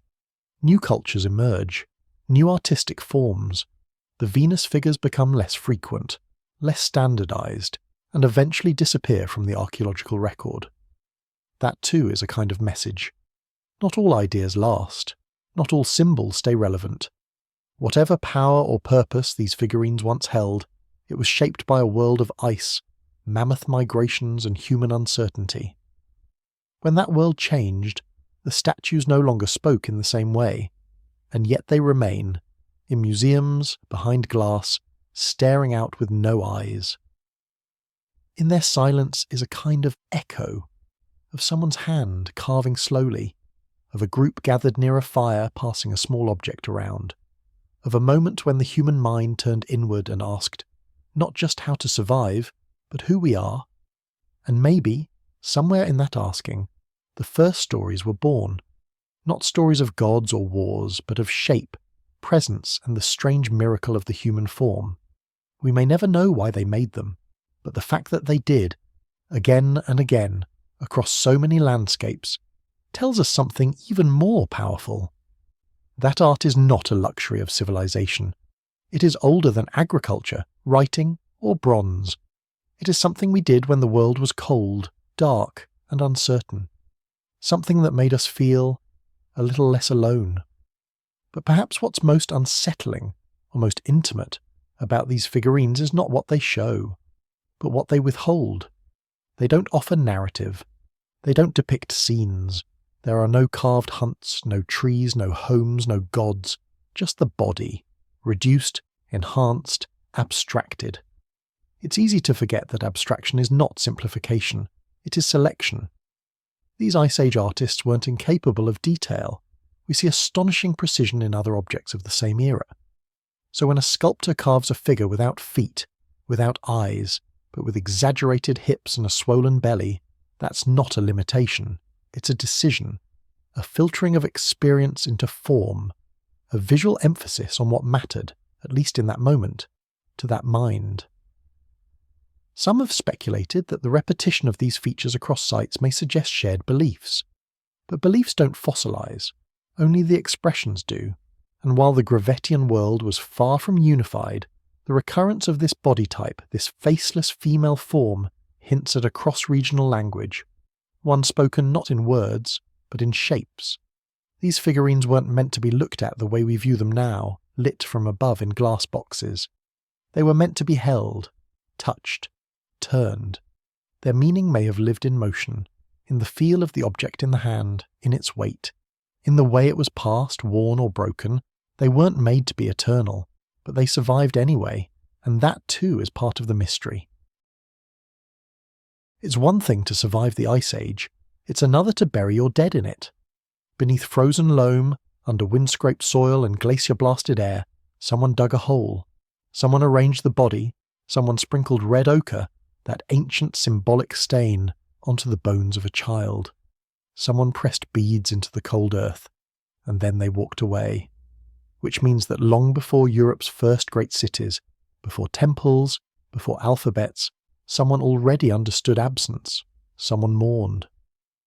Between 30,000 and 15,000 years ago, scattered across Ice Age Europe, we begin to find signs of the dead treated differently, not discarded or left to rot, but carefully placed, sometimes curled, sometimes stretched, sometimes alone, sometimes surrounded by objects that did not need to be there, thousands of beads, pendants, carefully placed bones.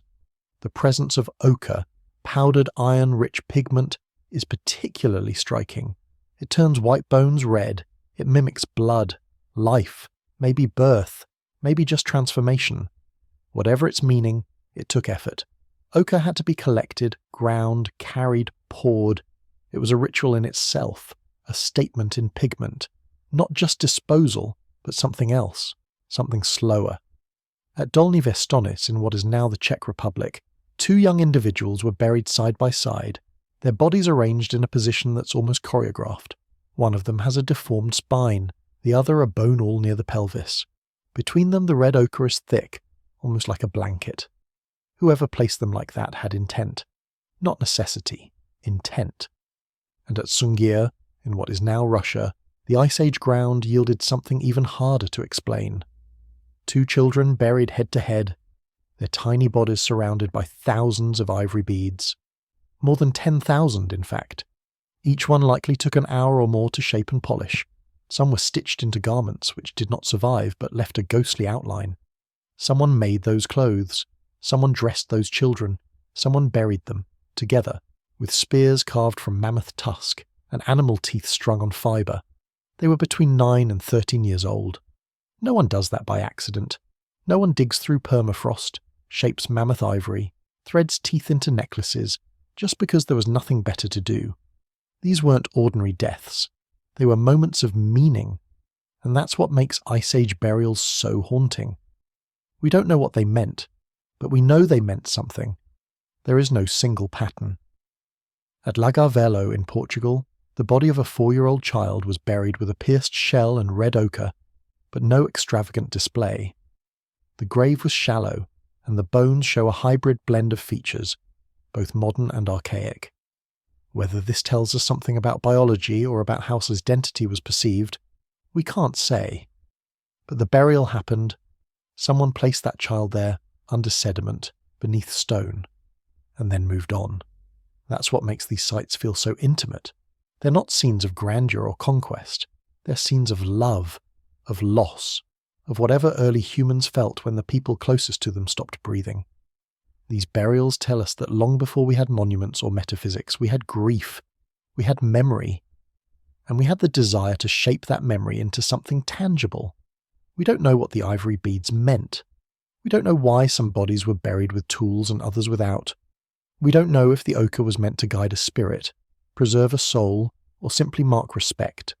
But we know it took time, and when survival was already brutal, time was not something you wasted. This makes every Ice Age burial an argument against the idea of early humans as cold pragmatists. These were people who cared, who invested energy not into prolonging life, but into honouring its end, who created beauty not for the living but for the dead. And maybe that tells us something fundamental, that long before belief systems were written down, they were enacted.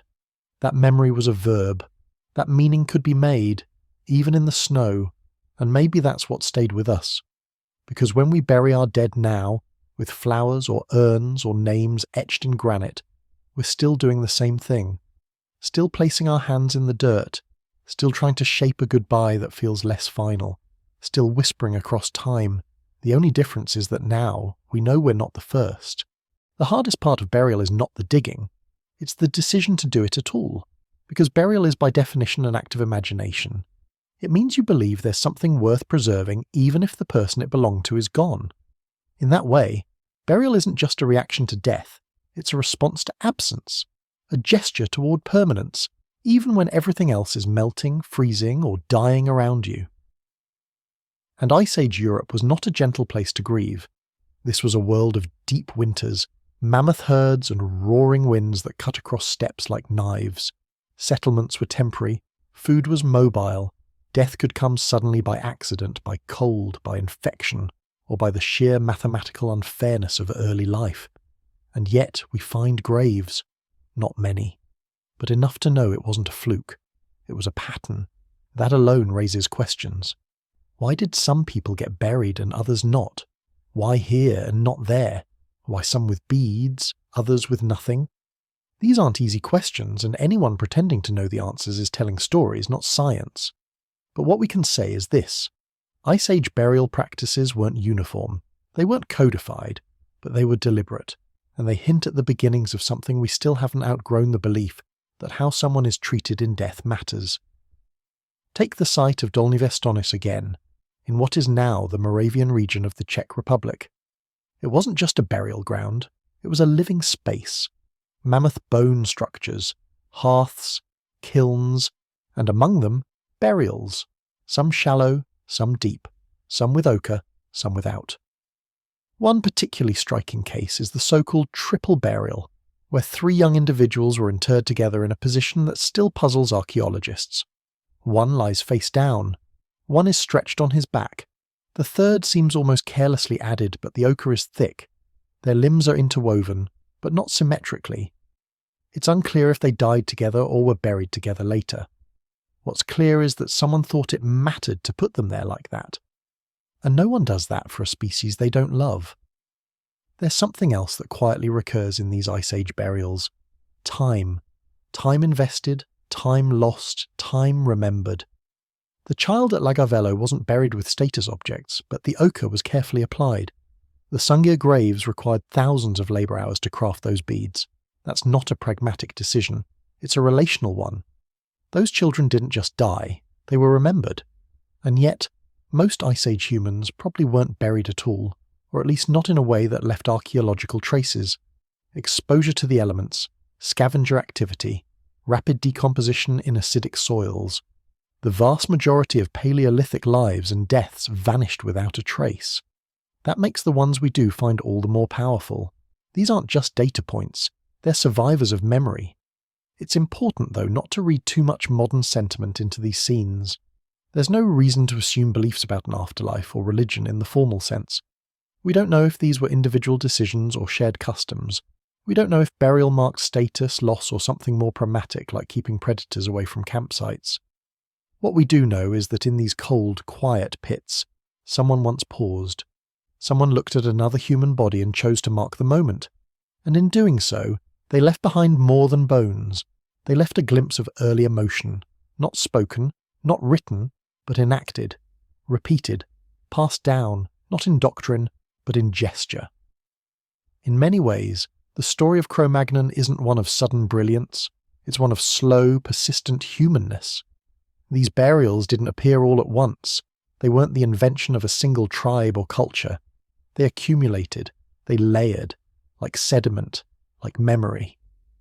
Until one day, long after the ice receded, we started calling them rituals.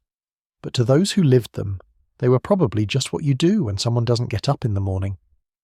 That's the quiet truth behind the ochre and beads and tusk spears. It's not about grandeur, it's about coping, it's about continuity, it's about trying in the face of deep time and colder winters to say something that would last longer than a heartbeat.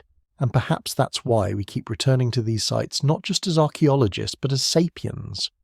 Because we recognise something familiar in the soil. We recognise ourselves.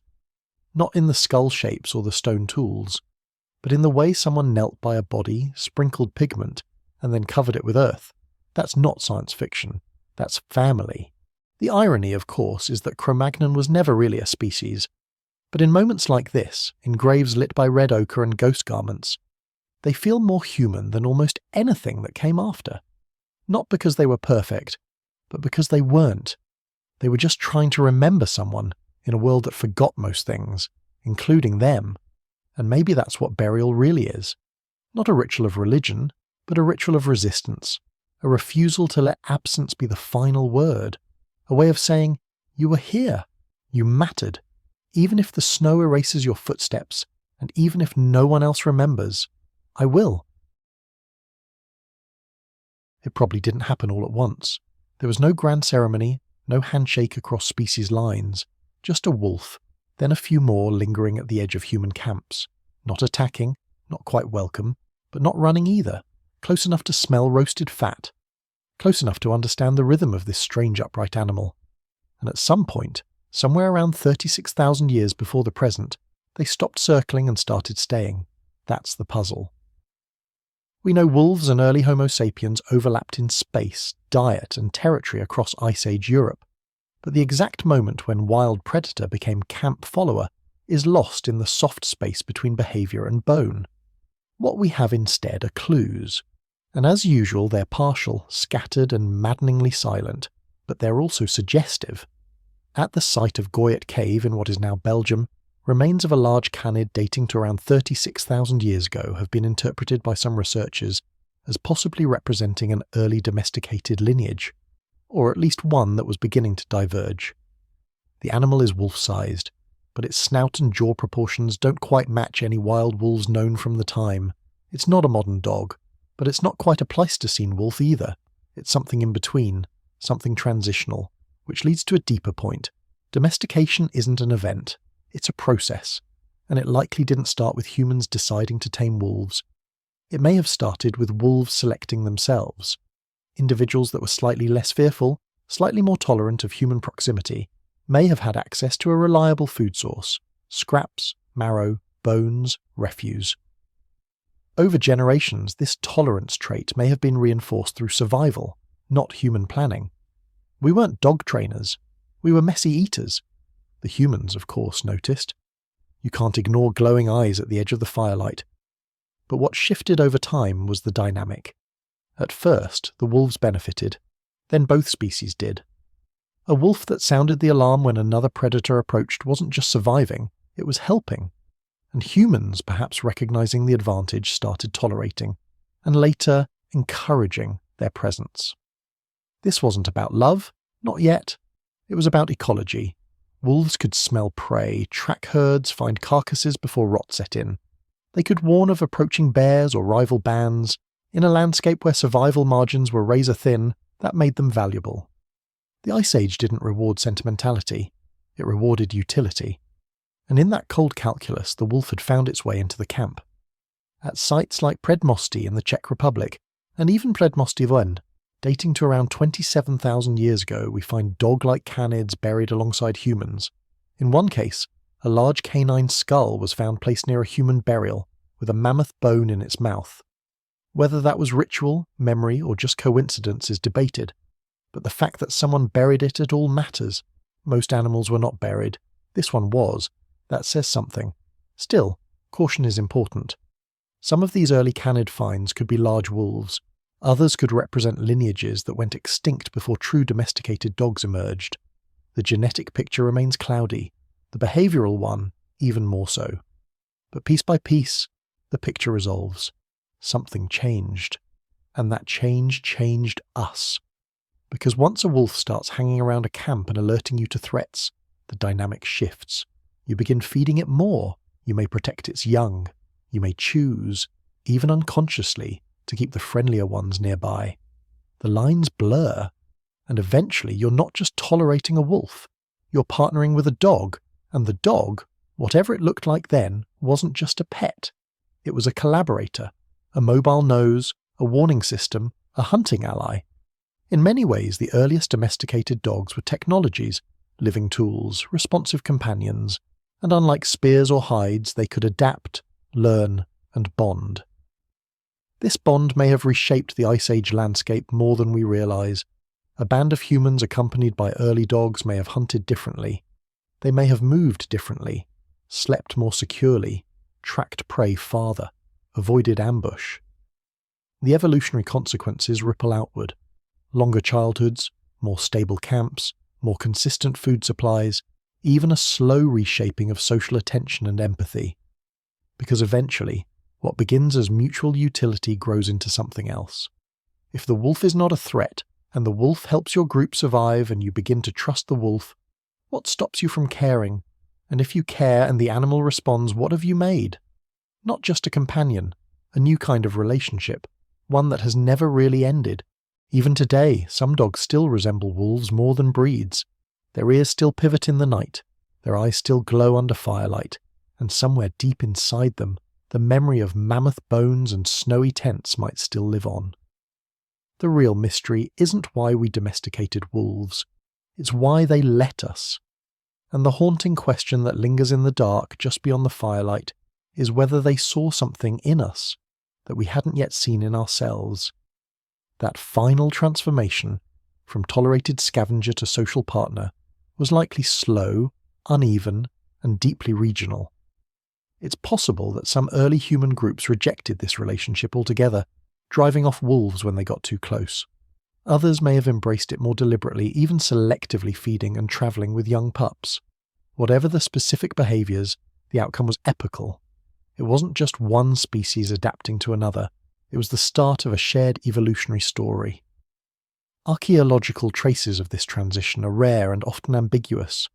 Most bones do not come with behaviour attached, but where we do find clues, especially in carefully positioned animal remains near human sites, or unusually juvenile wolf skeletons that show signs of long-term survival despite injury, we glimpse that intangible thread: care. If a wolf pup with a broken leg lived long enough to heal, someone must have helped it, fed it, protected it. That's not instinct, that's culture. And once that emotional bridge formed, even dimly, it changed the dynamic for good. Future generations of both humans and proto-dogs grew up in each other's presence. Fear gave way to familiarity. Familiarity, in some cases, to trust. And trust eventually to something we might dare to call affection. This companionship, born in the snow and forged in hunger, was likely one of the oldest social contracts in human history, long before crops, long before villages, long before written myth. A child warming their hands in fur, a wolf keeping watch through the long night, two species surviving together. Underneath our feet lie the echoes of cultures that never had names, at least not names they gave themselves. Today we call them Aurignacian, Gravettian, Solutrean, and Epigravettian. Labels invented by modern archaeologists trying to make sense of a patchwork past. Each of these terms refers not to a language or an identity, but to a particular style of tools, weapons, ornaments, or habitation debris found across Europe during the Upper Paleolithic. They are names attached to patterns, and those patterns are what allow us to say, with some humility, that we think we can tell when one way of life faded and another began. The Aurignacian, for instance, marks the first widespread culture associated with Homo sapiens across Europe, showing up around 45,000 years ago. It is known for its blade-based tools, carved bone points, and some of the earliest known art and musical artifacts. But the people who made these objects likely thought of themselves not as inventors of a new culture, but simply as survivors. They weren't building a brand. They were responding to climate, terrain, animal behaviour, to the pressures and possibilities of their time. Then came the Gravettian, somewhere around 30,000 years ago. Distinctive for their smaller backed blade tools, refined hunting strategies, and widespread use of personal ornamentation, Gravettian sites stretch from Iberia to the plains of Eastern Europe. These people hunted mammoths in organised groups, buried their dead with care, and left behind a toolkit that feels like it belonged to a society rich with memory. But even then, we're not dealing with one people. The Gravettian is a catch-all for regional traditions that were loosely related, not a single homogeneous group. Solutrean culture, mostly confined to southwestern Europe between roughly 22 and 17,000 years ago, introduced beautiful and technically advanced bifacial stone tools, delicate leaf-shaped points that required enormous skill to produce. Some researchers see this as a peak of lithic craftsmanship, perhaps even ritualized skill, but again, it is a technological horizon, not a political boundary. The people making these tools may have never met others a few valleys over. Or they may have traded with them regularly. The stone remembers its shape, not its maker. Finally, the Epigravettian follows the retreat of the glaciers, extending roughly from 21,000 to 10,000 years ago, lingering especially in southern and eastern Europe. Here we see adaptations to changing climates, shifting megafauna, and perhaps more localized innovations. Smaller, finer microliths designed for composite tools, and lighter mobile strategies for an environment thawing out. What binds all these cultures together is not a shared mythos or mutual alliance, but simply continuity of survival, and the slow, clever adaptation of knowledge passed through generations. These were not separate species or distinct races. They were not nations.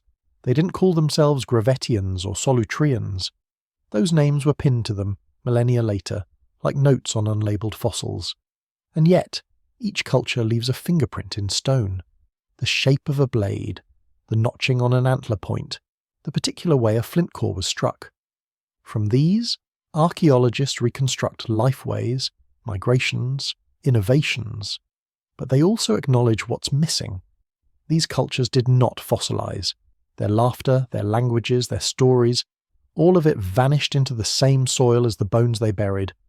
What we reconstruct is a framework, not a biography. And yet in this archaeology of absence something profound emerges. A timeline stitched not with empires or cities, but with tools and fire pits, with campsites used for one season and never again, with lives lived fully and gone completely. The Upper Paleolithic, in this light, is not a parade of primitive cultures evolving towards civilization. It is a kaleidoscope of adaptive strategies, each brilliant in its own right, each responding to its own conditions. What do we really know about these people? Only what they left behind. A chipped flint, a carved bead, a pile of bones burned just right to suggest warmth and company. They are cultures without names, but not without meaning. And the mystery they leave behind is not one of ignorance, but of humility. What if the truest legacy of the Upper Paleolithic is not what was built, but what was carried, from hand to hand, hearth to hearth, across generations and never written down? Some never left. As the world around them turned to ice, some groups of early Homo sapiens simply stayed put, not out of stubbornness, not out of strategy, but because the place they called home was just survivable enough to endure what came next. Between roughly 25,000 and 12,000 years ago, the Earth entered one of its most brutal climate phases, the last glacial maximum. Vast sheets of ice pushed down from the north, sea levels plummeted, and wind-swept tundras stretched from France to the edge of Asia. In this white world, most human groups shifted, shrank, or vanished from the archaeological record. But in a few places the camps kept burning. One of these was Iberia. The rugged hills and coastal valleys of what is now Spain and Portugal offered shelter from the coldest blasts. Though not tropical by any means, these zones provided pockets of edible plants, mobile herds, and raw material for tools. In caves like El Mirón and La Riera, archaeologists find continuity. The layers show people staying through the freeze, adjusting their hunts, refining their tools, but never fully abandoning the land. To live here meant to adapt not just to cold, but to scarcity. Thinner herds, shorter seasons, a world where risk hovered constantly at the edge of survival, and still, they stayed. Farther east, the Balkans provided another kind of sanctuary. A mosaic of valleys, ridgelines, and forested corridors, this region allowed for movement even when much of Europe was impassable.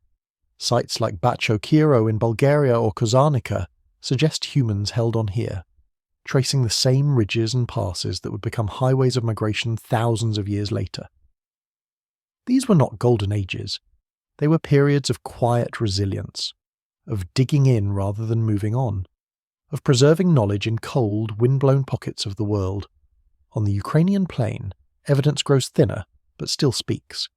Seasonal camps near rivers, hints of bone huts built against the elements, people using mammoth ivory and reindeer antler not for display, but for survival. They were not isolated in the sense of being cut off, but in the sense of being distilled. These were groups who kept the fire going when others had gone silent, who taught their children how to read the tracks of starving animals in snow, who passed on from hand to hand what little they had. These refugia, as scientists now call them, are not just places on a map. They are memory islands, ecosystems where time slowed, traditions were preserved, and innovation was set aside for the greater task of simply enduring. And while much of Europe emptied or shifted south, these regions kept something alive, not just genes, but patterns of behaviour, social rhythms, the logic of hunting in a world with no guarantees. It's tempting to imagine that these groups were waiting, that they saw the cold coming and knew it would eventually pass. But that's projection. They were not waiting for spring. They were surviving winter, and there's a quiet kind of heroism in that, a prehistoric patience we rarely talk about. No great migrations, no revolutionary tools, just the long, grinding continuity of human presence in a frozen world. In the absence of major breakthroughs, it's easy to overlook these communities, the ones who did not leap forward, who did not sculpt Venus figurines or paint deep cave walls. But the story of Cro-Magnon, if that name still holds any weight, is not only about the artists and explorers, it is also about the stayers, the ones who refused to go extinct, who found a way to turn bone, hide, and silence into something like survival. They were not a lost people, they were the thread that held the rest together. Their world was not static. Even in these so-called refugia, the earth shifted constantly. Rivers changed course, herds moved or collapsed. A season that once brought game might suddenly bring only snow. To stay behind didn't mean to remain unchanged. It meant recalibrating, often in silence, as the landscape itself reshaped the rules of life. Some researchers point out that what we call staying might better be called enduring movement in place, not a refusal to migrate, but a slow, local kind of drift within shrinking ecological margins. A people staying alive, not stationary. And yet, somehow, these groups persisted without the elaborate symbolic record that often defines Upper Paleolithic Europe in textbooks. In the regions farther north or west, in the limestone caves of France or the Danube valleys, we find ornate burials, carved objects, and wall paintings. But here, in these colder margins, preservation is thinner. The ground was often frozen for most of the year. Organic materials decayed rapidly or were never left behind at all. What remains instead are bones, often butchered, occasionally burned, and tools used until they broke. Not the things of ceremony, but the things of necessity. It's easy, from a modern perspective, to rank cultures by the complexity of their artifacts. But that's not science. That's bias. The absence of visual symbols does not imply a lack of meaning or belief. It may only mean that those meanings were spoken, sung, worn, or passed by gesture. If your winters are 10 months long and your fires hard won, you may not spend precious hours etching mammoths into rock. You might instead remember the mammoth through ritual movement, or through a story told so many times it needs no stone. Culture doesn't always fossilize, nor does resistance. In places like Iberia, archaeologists observe cultural continuity stretching through the coldest periods, flint-knapping traditions that remain stable for thousands of years, patterns of seasonal return to the same rock shelters, year after year, suggesting inherited knowledge of terrain, weather, and animal behavior. This was not stagnation, it was conservation, the careful management of tradition in environments where experimentation could mean death. The modern term innovation often forgets that in deep time, success was not invention, but survival. Some models suggest these groups even served as repopulation hubs once the ice began to retreat. As Europe warmed after the last glacial maximum, human groups expanded out from refugia, reoccupying landscapes they had not seen for millennia. In that sense, the people who stayed behind were not only survivors, they were bridges, carriers of knowledge, genes, and habits that would seed post-glacial Europe. The next wave of culture did not begin from zero. It came from the quiet persistence of those who never left. And that may be the most overlooked legacy of these ancient groups. Not their tools or bones or campfire ash, but their continuity. The idea that in some places, through tens of thousands of years of cold, chaos and change, humans found a way to just keep going. Not always spectacularly, not always visibly, but long enough that we, today, can trace their presence like a fading footprint across glacial time. They were not waiting for history to remember them. They were simply refusing to be erased. The end of the Cro-Magnon story is often miswritten as a vanishing, as if they were one of the other human kinds, like Neanderthals, Denisovans, or the ghost lineages that left behind no fossils and only a whisper in our genomes. But the truth is quieter and somehow stranger. They didn't go extinct. They became us. In the old museum halls, Cro-Magnon often stood on their own display panel, cast in resin, and separated from the modern Homo sapiens by a neat line of years and a change of font.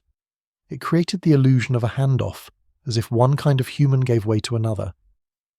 But this was never a change of species. There was no transition event, no extinction, just time, and people continuing to live, age, parent, adapt, and carry their knowledge forward until the term Cro-Magnon stopped being needed. Because the people hadn't changed, only the language had. By the end of the last glacial maximum, the ice sheets began to retreat.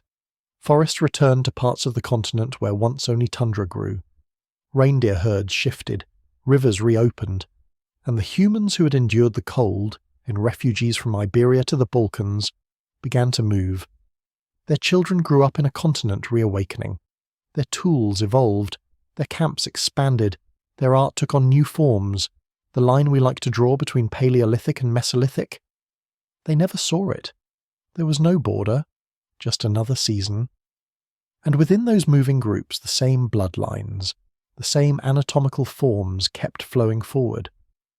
Bones from sites in the later Upper Paleolithic show a gradual reduction in cranial robustness and facial projection, yes, but not a replacement, not a new type, merely the long, slow work of evolution adjusting to new pressures, diet, mobility, perhaps climate.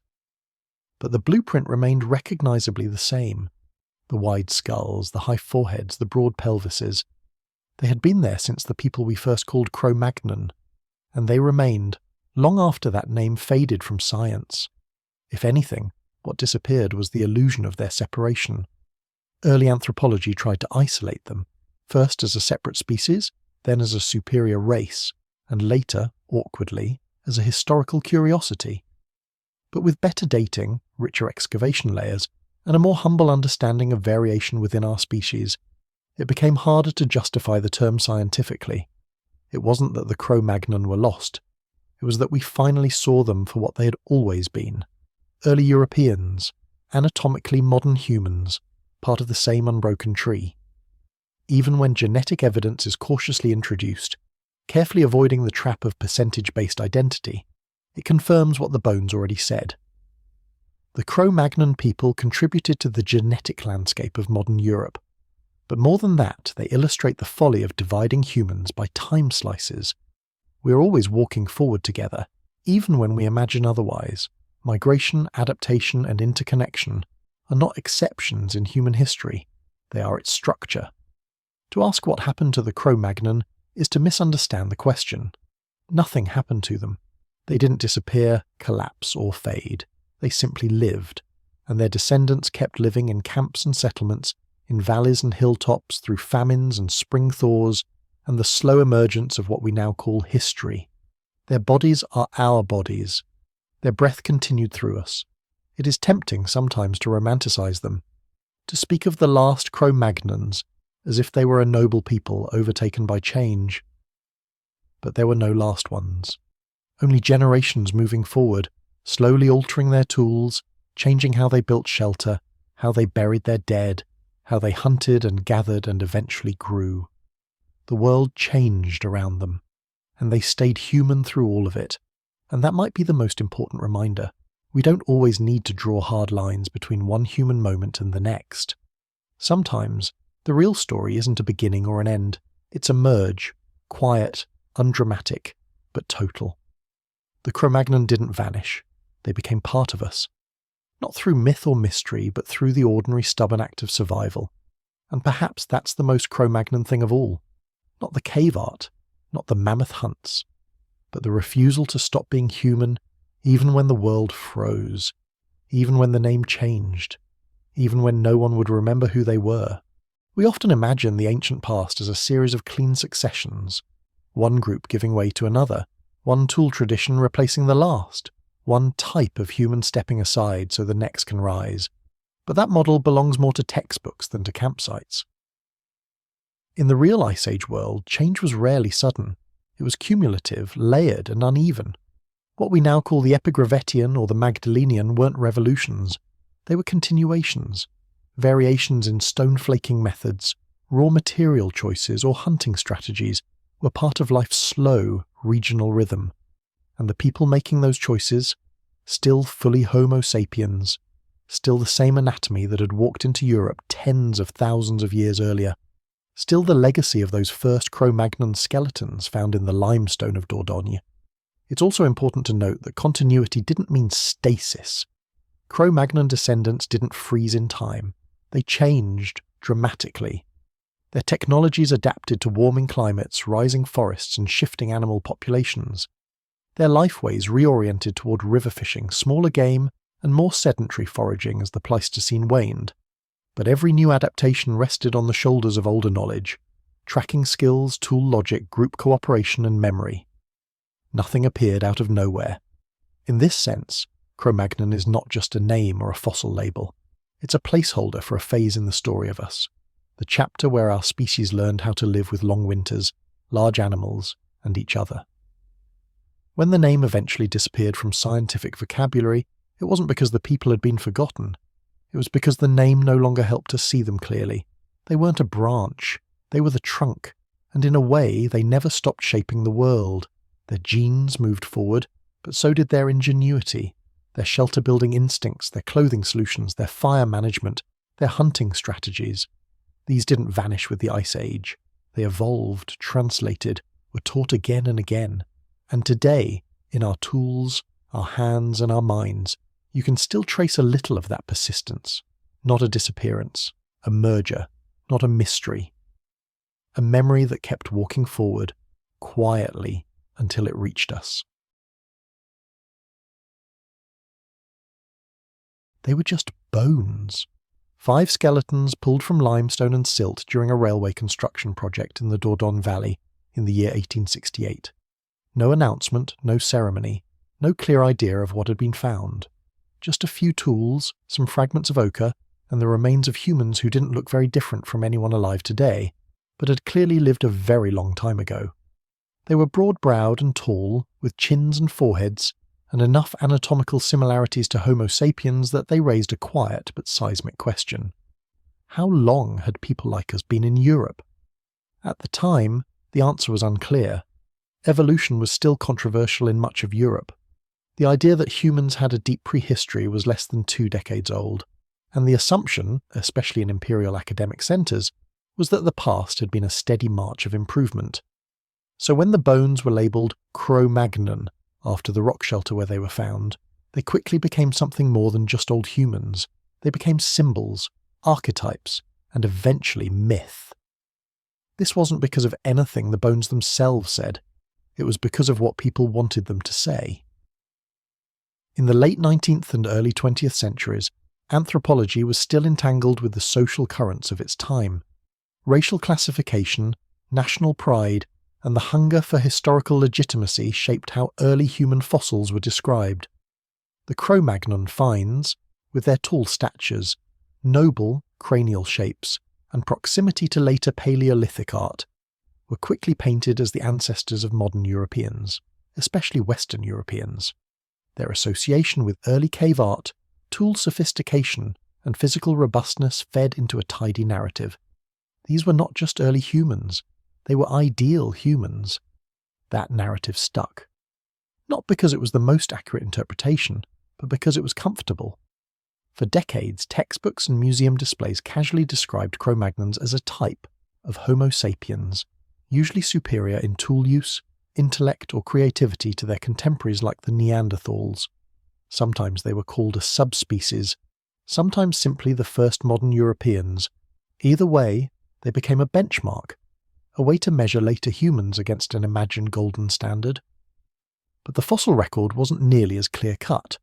Over the following century, new discoveries began to reveal just how fragmentary and regionally complex the Upper Paleolithic really was.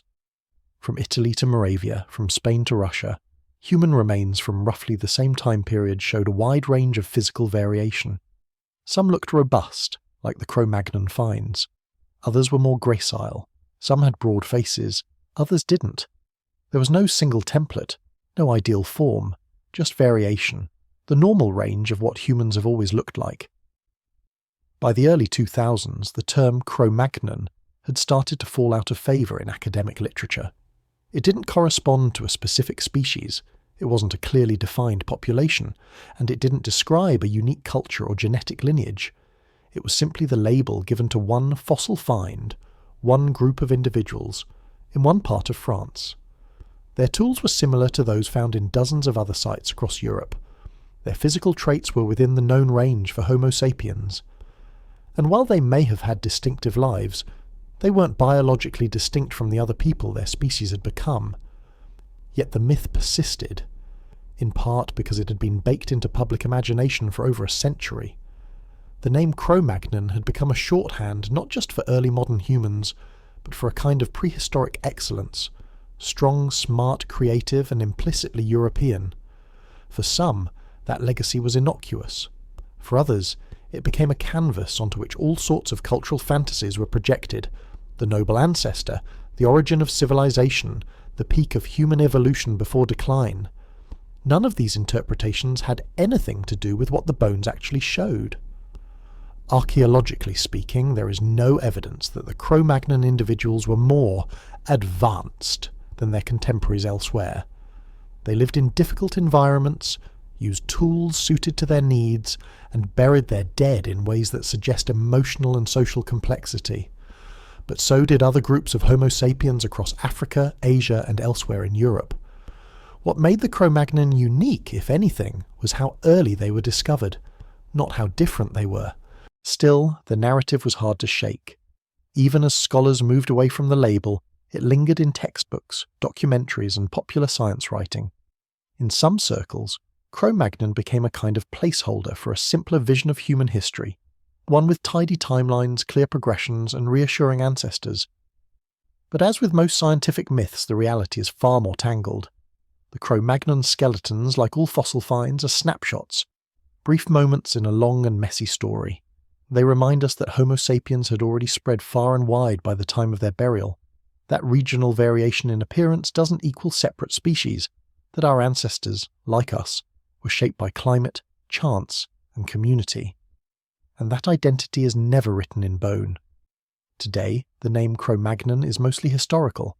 Scientists prefer to speak in terms of early modern humans, or Upper Paleolithic Homo sapiens.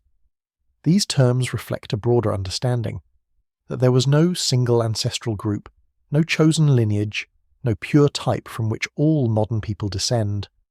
There was instead a patchwork of populations, cultures, adaptations, and ideas stitched together over tens of thousands of years, a memory held not in monuments, but in mitochondrial whispers. The irony is that by clinging so tightly to the idea of Cro-Magnon as a separate, superior kind of human, we lost sight of the real story. Not one of distinction, but of connection. Not of hierarchy, but of continuity. The 5 skeletons in the rock shelter at Les 𝐓𝐈𝐌𝐿𝐄𝐒𝐒 weren't the start of something new. They were part of something ongoing. They weren't the pinnacle of a forgotten greatness. They were one of a many groups trying to live, adapt, and understand their world in the frozen heart of an ice age. In the end, the Cro-Magnon myth says more about us than it does about them. It reflects our urge to categorize, to idealize, to project familiar structures onto unfamiliar pasts. It shows how easily scientific findings can be colored by cultural expectation. And it warns us, gently, that even the best bones can be misunderstood if we don't ask the right questions. So what were they really? Just people. Anatomically modern humans living in a harsh world, using the tools they had, leaving behind traces of care, movement, and memory.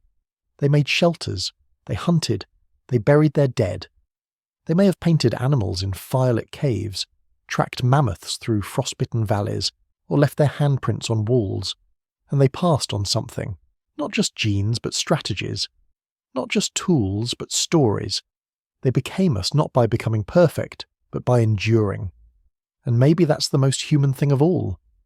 Not to dominate the timeline or to stand alone as a monument to evolutionary success, but to blend into the future, quietly, gradually, irreversibly, until the name fades and the presence remains. They are gone, but they were never lost, and we, the descendants of 100 forgotten names, are still walking forward, not superior, not chosen, just human, just us. There are no red lines across the timeline, no moment when Europe suddenly became post-Ice Age. No neat hinge where reindeer hunters packed up their spears and declared the beginning of the Mesolithic. Instead, there was melting.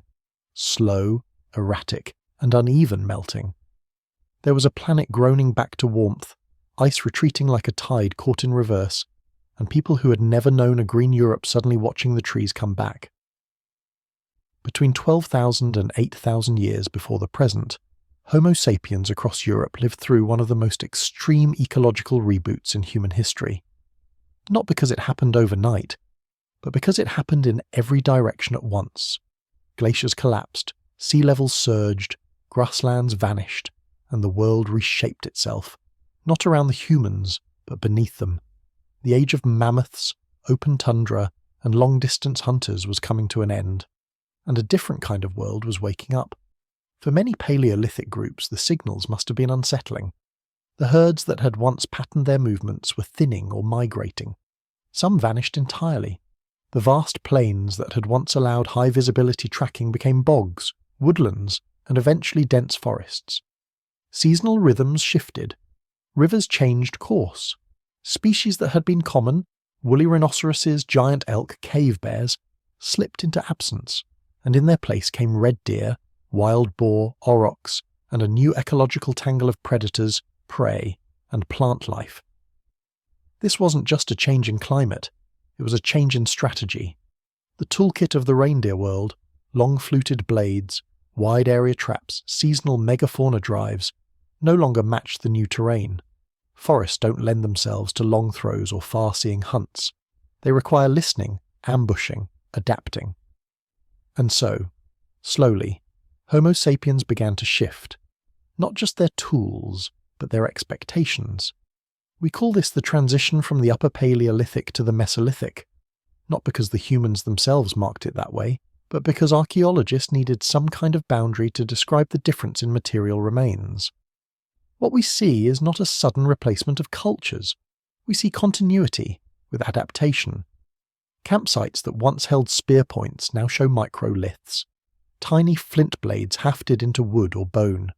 Toolkits became more modular. Fishing gear appears, so do grinding stones. There are hints of new mobility patterns, smaller game focus, and more specialized foraging. But underneath it all, these were still humans responding to change, not predicting it. Across the continent, the story varied. In the Iberian Peninsula, retreating glaciers gave way to lush valleys, and people who had once hunted gazelle or reindeer began to harvest shellfish and forest game. In the Balkans, river valleys became year-round lifelines, with fish and wild cereals forming a growing part of the diet. In northern Europe, the melting of the Scandinavian ice sheet created an archipelago of lakes, inlets, and slow-draining wetlands. Here, some of the earliest examples of dugout canoes appear. The mammoths were gone, but the humans were still here, now paddling between birch trees and setting traps for beaver instead.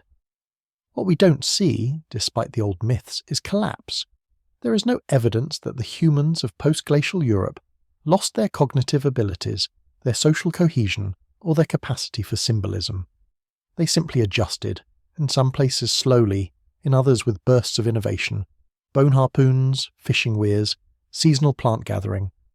The archaeological record shifts from stone-heavy hunting kits to more diverse material assemblages, antler tools, bark containers, and structures made from more perishable material that rarely fossilize. In regions like Britain and the Low Countries, the land itself was vanishing. The North Sea, now a barrier between the British Isles and the continent, was once a vast lowland plain, Doggerland, crisscrossed with rivers and roamed by humans. But between 11,000 and 8,000 years ago, the rising seas swallowed it. What was once a highway became a memory. Those who remained on the western edge of Europe were now islanders, whether they planned to be or not. These aren't stories of retreat, they're stories of reinvention. The Cro-Magnons, or more accurately the late Upper Paleolithic Homo sapiens, didn't disappear when the Ice Age ended. They became more local, more ecologically specialized, more varied in their responses, and in doing so, they became the Mesolithic peoples we still struggle to define. Not because they were culturally blank, but because they left behind fewer monuments and more subtle traces. There is no grand art movement from this period, no Lascaux, no carved ivory lions. But that doesn't mean these people stopped making meaning. It just means the medium changed. Instead of wall paintings, we find carved paddles, decorated antler harpoons, and intricately shaped bone pins. Instead of the deep cave rituals, there may have been riverside gatherings, forest dances, or symbolic landscapes made of fire and trackways. But we can't dig those up, not easily. Some sites suggest a new relationship with place. Seasonal camps reused across generations, middens of shells and bones forming subtle mounds, burial grounds with multiple bodies and occasional grave offerings. These are not the sprawling hunter-gatherer networks of the Mammoth Age. They are more rooted, more regional. And in that regionality, something new was forming, a sense of belonging not to a species-wide strategy, but to a place. By 10,000 years before the present, most of Europe was forested. Pine, birch, oak, hazel, species that had waited at the southern fringes during the glacial maximum, now surged northward. And with them came the animals that preferred those woods. Homo sapiens too followed these edges. They foraged, hunted, and sometimes waited, observing the patterns of this greener, wetter continent. They still made stone tools, but often smaller, subtler, and more disposable. They still moved, but often within tighter ranges. And they still adapted. Not because they had to be perfect, but because they were already good at changing. What we're left with, from this span of 4,000 years, is a strange archaeological silence, not a gap, but a dimming. Fewer monumental finds, fewer clear signals, more local noise, more drift. It's tempting to call this a pause, but in reality, it was a fermentation, a slow layering of regional knowledge, ecological experience, and micro-adaptations that would eventually underpin the next transformation, the one we call the Neolithic. But that is not this story. This story ends before the fields, before the villages, before the stones rose in lines or the grains filled baskets. It ends in the forest, with a human kneeling by a lakeshore reshaping a tool, watching the trees sway and wondering where the reindeer went. And maybe that's the real hook. Not just, what do you do when the mammoths leave? But how do you remain human when everything you know, the ice, the animals, the old sky paths, begins to melt? The answer, apparently, is you keep walking, you learn new tracks, you listen to different birds, you wait. And without realizing it, you become the kind of human who can survive in a forest, not just a tundra, not because forests are easier, but because humans are strange, persistent, and endlessly adjustable. Even when the world forgets what it once was, we remember just enough to keep going, and for a little while, between the glaciers and the wheat, that was enough. It's a strange kind of fame, to be remembered by a name that wasn't really yours. Cro-Magnon, carved into the academic vocabulary by accident, stuck around far longer than the rock shelter it came from. For more than a century, the term lived a life of its own, detached from its origin, growing more myth than label. Today that myth is mostly retired from science, replaced by the quieter truth. These weren't a different kind of human, they were simply us. But the question that lingers is why we still remember them at all. What made that handful of bones under a collapsed cliff in southern France echo through the centuries of paleoanthropology and into something like legend? There is no one answer. Maybe it's because they arrived at a moment when Europe was a battlefield of species, and their presence marked a shift in the story. Maybe it's because they looked like us, fully, unmistakably modern, and yet not like any people living today. Tall, robust, long-faced, heavy-boned.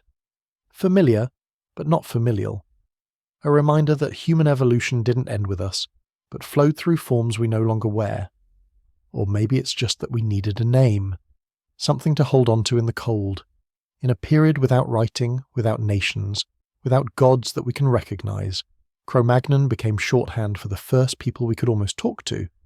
Not in language, but in presence, in tool marks, in the sweep of red ochre on limestone, in the pattern of beads circling the skull of a buried child, in the palm print blown onto a cave wall just once, as if to say, I was here.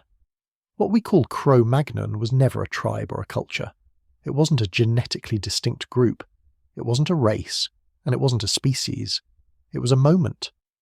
A long, slow-burning moment across tens of millennia, when our kind, Homo sapiens, arrived in a new frozen world and learned to live inside it. They didn't colonize Europe as conquerors. They moved with the seasons, following reindeer trails and riverbanks, learning the rhythm of snowmelt and glacial wind. Their lives were harsh, often short but not without richness.